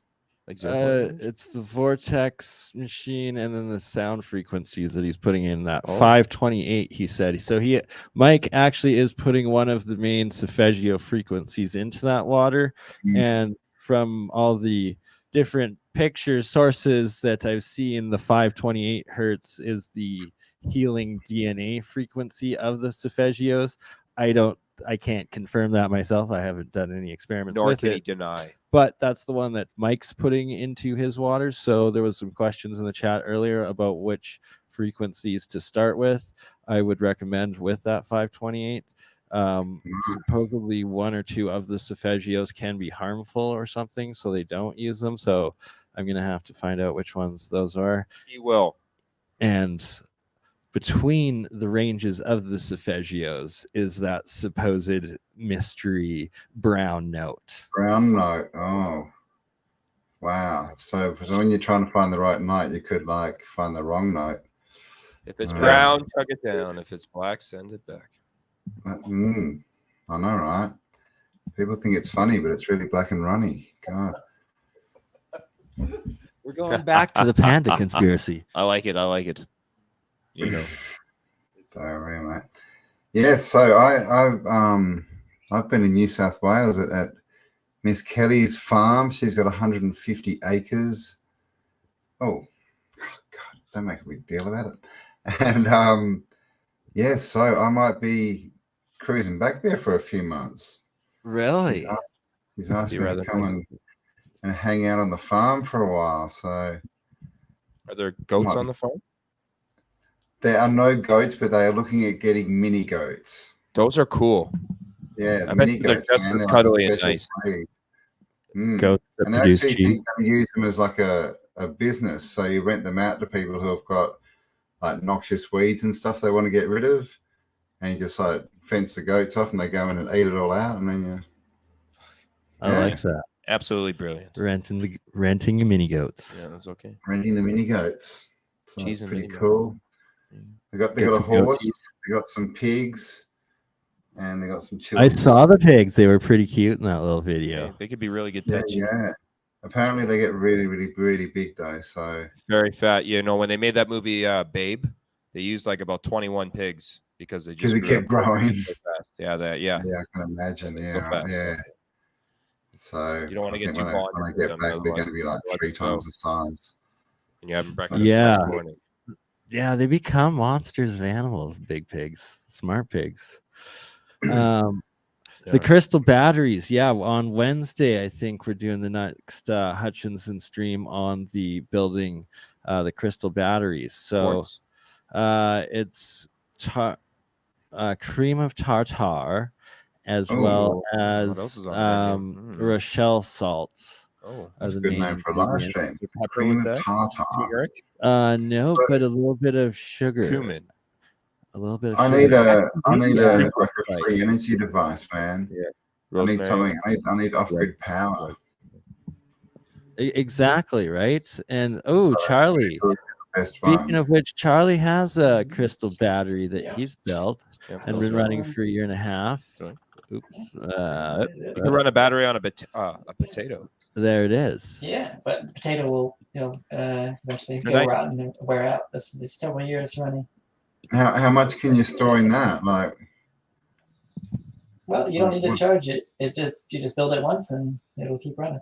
It's good. Yeah, can you tell us a bit more about your battery and your experience? What you've had it going for how long, and the amount of power? 2 years now, and yeah, it's just a copper cup that you normally use in plumbing, and soldered the positive wire there, the negative wire was soldered to the zinc post, and as the zinc grows, it crystallizes, and that creates the voltage. As you were studying from another YouTuber, he had more detail on how he thinks it's working, and he built multiple models of them. And laser saver? Yeah, laser saver. Yeah, that's one. Accurate time So, every time. That battery is powering that clock right now. Yeah. Yep, that's it. There's no other battery in it. This clock's normally run by a little coin cell, 1.5 volt. So that's all it needs to power it. So you got the zinc anode and then the copper cathode, essentially, Zinc or and copper. inverse. Opposite. Yeah. Opposite. Positive anode is copper. And then what combination did you put in as the crystal mixture? Did you use the shell salt and the cream of tartar? No, that would be more like a crystallized. It would look like candy structure. I just used the one in Laser Saber's mixture. Let's see there, no battery. It's directly connected and taped. Okay, so positive's coming off. The anode is the copper, and the cathode is the zinc. Don't forget that cathode. And that makes more sense to me that the zinc being the cathode, as if zinc was the anode, it would decay a lot faster. Wouldn't be a good idea to eat that, would it? No. Well, it is mostly common household items. We're talking poison control, not the hospital. This is what we're talking about. Yeah. In case the little one decides to be like, "Oh, that looks like a muffin." Cupcake, in general, just saying, hypothetically, you know. Do you ever lick a battery, especially a leaking one? That one would melt. Because that's what you're looking at. That's what we're building. That is what we're building here. It's very nice. So, do they have the potential to be proper usable, hold a lot of current batteries? What do they hold? Wattage, current? I don't know. Depends how you wire them. You can put them in series or parallel to get more current and voltage. So you just need several of them. But this one costs about $50 to make. So it depends you just need one for that. how much you have to Does that build. just run that clock? What can you run off that? Yeah, Is anything that that about runs half can you run the fridge amp off it? and 1.5 volts. You need several of them to run the fridge. You can build enough to put them underground, maybe. So, yeah. What size of massive battery of that would you need to run a fridge? Probably something the same size as the fridge. Size is like your 2-car garage, and then just for the floor, maybe a foot or two underneath the floor. I was thinking about that. You have to build a bunch of these to put underground and make power. You took the time to specifically figure out 2 feet underground is enough, not 2.5, not 3. This is what we dig down a little bit, the height of a standard garage. I appreciate that, Charlie.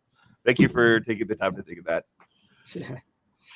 Innovative ideas like that make the world go round. Yeah. I get deep down the ADD well hole too. That's awesome. You just sit there standard garage, couple extra feet. We got this. A giant battery chemical cell to power my fridge. Well, power Mm. power the whole house. Be another layer. And you can Well, have a we nice can't hear you, mellow Burn. stretch Turned off. or a beer. The thing is there's more development with it, and that Nancy also is saying that she's got it developed, certain cells of it developed down to little pins and whatnot. So there's a lot more to it that we'll get it. It's who wants to be the first one to have to build the underground garage layer before we experiment to get it to the usable power level. But they're actually creating the energy, right? They're not actual batteries just for storage. They're creating that voltage, right? Yeah, they're essentially running forever, the reaction, right, Charlie? Yep, I just built it once and it's been running ever since. Don't need to charge it, don't need to do anything to it. And so it's more like a generator than a battery, really. Yeah, sometimes it's called a crystal power cell. Crystal power cell. But And that you sounds could so think much of it as a better. battery. That's something you Can can you have in a superhero. Use gold to assist your experiments. Ooh. Yeah, Nancy's been experimenting a lot with different elements. They experiment with silver, gold, all kinds. Do you find one with platinum or something like that work? So that'd be the crazy. way Nancy explains it is that. So right here's Walter Russell's periodic table, vortex-based periodic table, and that the elements exist in an octave manner. going throughout it, so that you want to essentially take an element off the left side as your anode, and then one off the right side as your cathode, and then you'll get the strongest differential between them. There you go, burn some steampunk, man. Good to know. Solar steam turbine recycles the steam. Things are really heating up. How does that work? I climbed in bed. Oh. Inside. Post the link to the tape. Basically, just Google or look up Walter Russell periodic table, and you'll get element 115. That is the Bob Lazar element. The Bob Lazar. Shout out to element 115. 115. They'll materialize it sooner or later. Just hang on, folks. The question is, so Charlie, what's unobtainium? Is that 115, or are those two different things? I think, yeah, that's the official name of it. It was developed way after Bob Lazar coined his term, and when it was created in a lab, it just lasts a few microseconds and then it disappears. But so they did create it afterwards, but he stated that is it correct that he stated it would be unstable before they created it, sort of thing, or was it like? No, the opposite. He said it's stable at 115, so he was expecting that whenever it's be developed in a lab that it would be stable, but there's different messes with the gravity. Right. So he's saying that was a gravity fuel of for the things. UFO. Yeah. Oh, there. Speaking of gravity interruption. Well. Indeed. All right. Sorry. We had a temporary stoner moment, so memory loss. We were talking about the periodic table and Walter Russell, and right here is another octave scale. The it's also called like the archway scale, referred, but it's octaves of the periodic table expressed in this manner, and how they. And in when you see those doorways in cathedrals, they're called archivolts or archivolts, ARCHI vaults. Right. So it's like, is it the archivolts, architecture of the universe, the structure of how it lines up? And there's some other modern versions of the periodic table where it actually includes this sort of structure of rotating around into it. It's quite fascinating, but it's more of the geometry of nature and of alchemy and the structure of electrochemistry and matter crystallization. Crystals. Use your imagination. Adam, you still there? Space Case? I'm here. Nice. You got anything to throw in today? Well, I was thinking about the sensory deprivation thing, and I'm convinced that consciousness perceives reality directly, and that when you take away your senses, your consciousness is going to stretch out and go start perceiving things in other places. And I think that's why people start hearing and seeing things. It's one of those ways that people in ancient times would teach someone remote viewing. Is comprehension of memory subconscious? Or is it the reaction to those comprehensions of memory? I think it's just a reaction to when your physical senses aren't giving you anything. Then you're going to go self-realization. Is that it? Self-realization would be considered consciousness, and not like using trying to define instinct. Consciousness. Wow. Because that's. I think. Well, yeah, it's interesting that in itself as to what it actually is. I think it's a separate manifestation of whatever our reality is made up of. I mean, consciousness isn't. necessarily intelligence, is it? Well, maybe self-realization in some sort of way.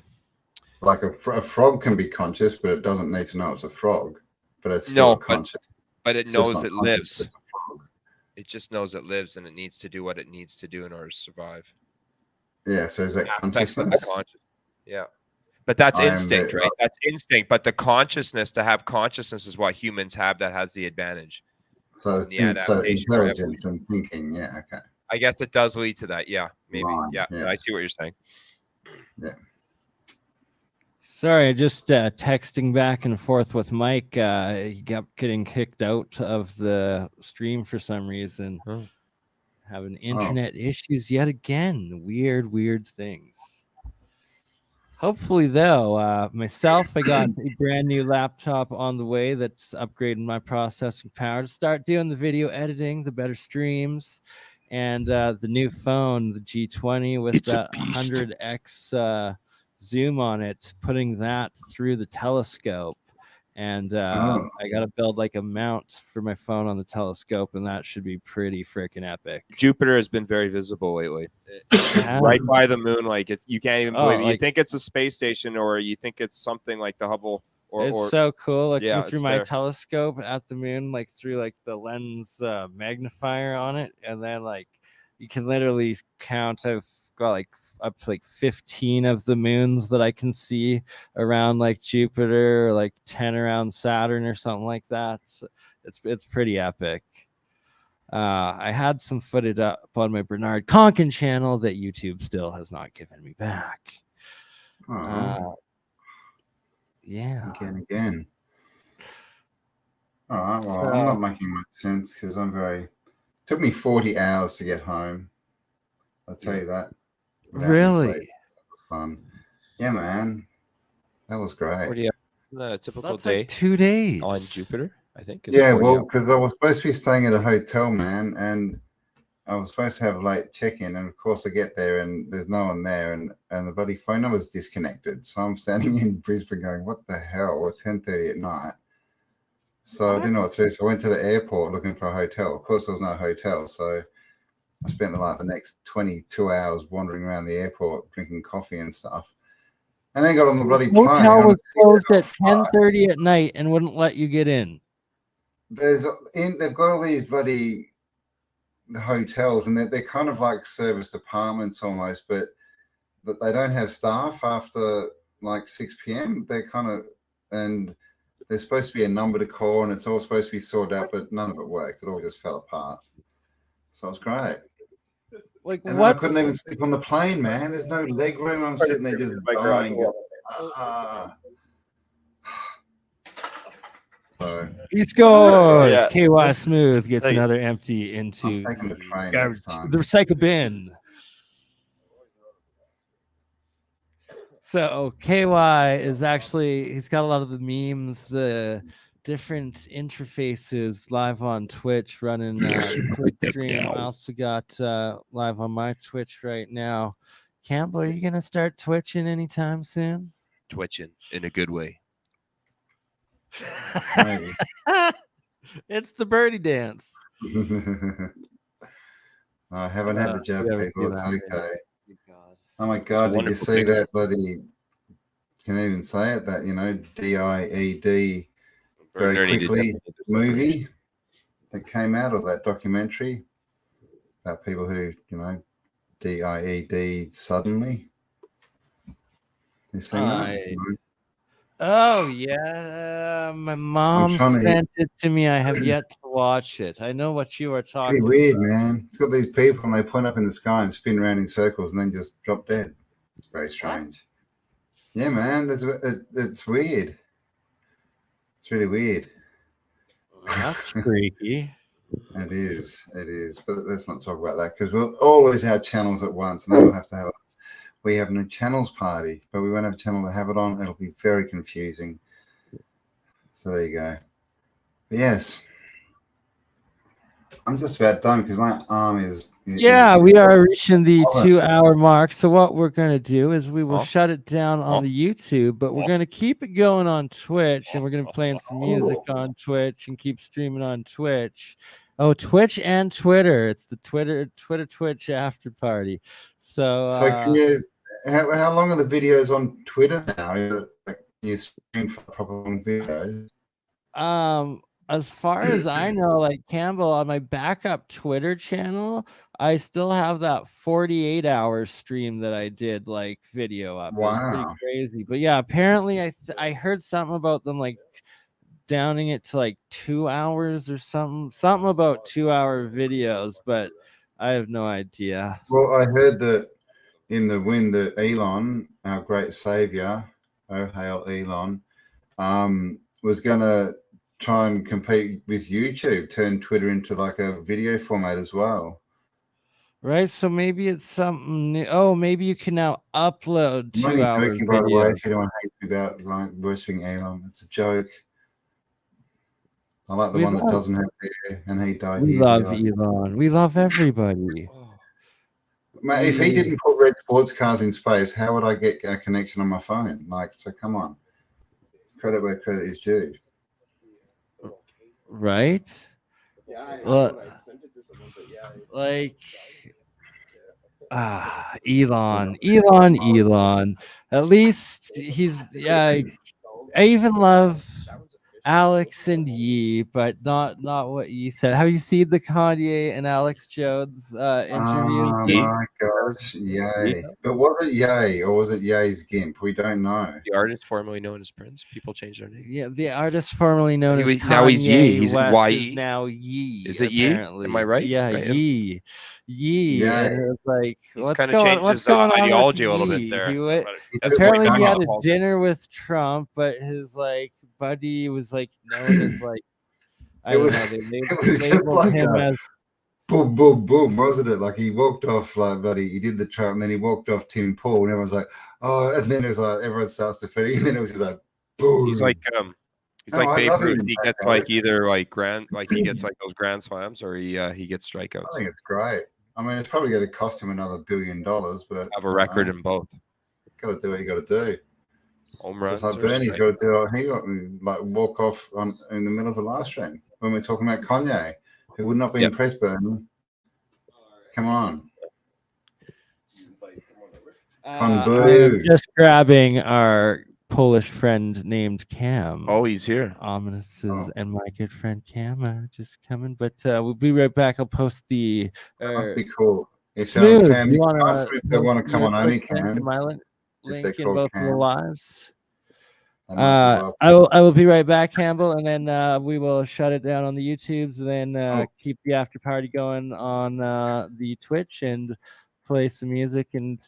Maybe Ominous, do you want to do a little intro here while I go intro? Yeah, I can do it for a couple minutes. Outro. Yeah, I know, right? Yeah, so let's leave the the Kanye thing alone. I mean, that's instant death talking about that. It's going to be interesting, though. Hopefully, you put on a spot. I like to do it on. Can you do it in the style of Kanye for us?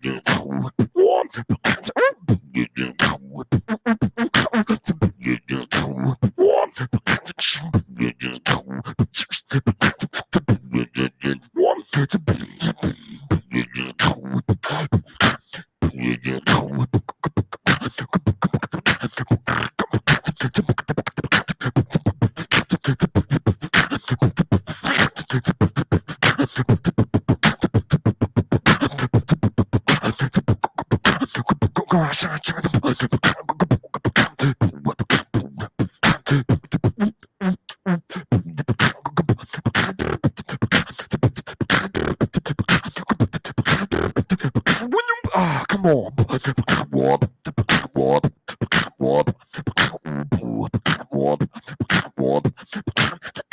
Yo, what?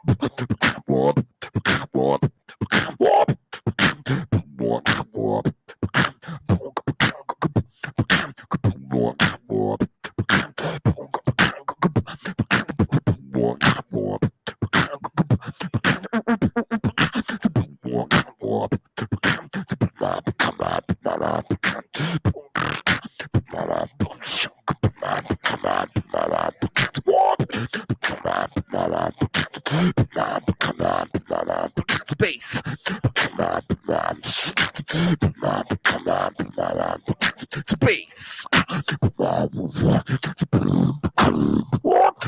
Space. Space.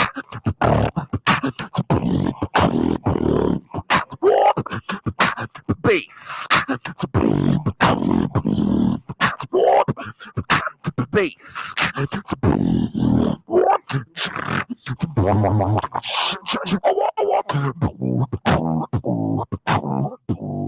Yeah. Were we about to get back on with this conversation and science resonation sound. Ominous beatbox. Check it out. You saw it. Cam is here. He made it. All right, there you go. Thank you, Ominous. Oh, thanks. I hope you liked it. And on that note, I am going to duck out. So have fun with your beatboxing on Twitch. Thanks everyone for being here, and I'm going to talk to you all in a few days, no doubt, with BurnEye on Tuesday.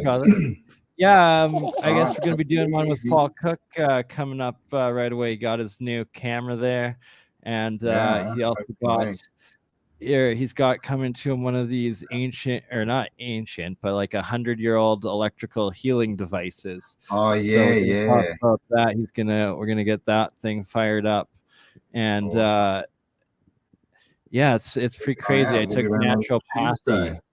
Naturopathy. All right, brother. We'll see you later. All right, have a good one. See you guys. Much love. And so yeah, goodbye. You were awesome, by the way. Heal up, Campbell. Thank you for making it. Campbell has a recurring injury. Yeah. Cheers, mate. How do I get out of here? Goodbye. Powered through. Yeah. Perseverance. All right. So I think I posted the Twitch links on YouTube on Andreas Xirtus, my crypto alchemist, BurnEye, and autodidactic. I will now be stopping them. Yeah, look at all that. Very smooth. High quality production right here. This is what live looks like. Very, very much live.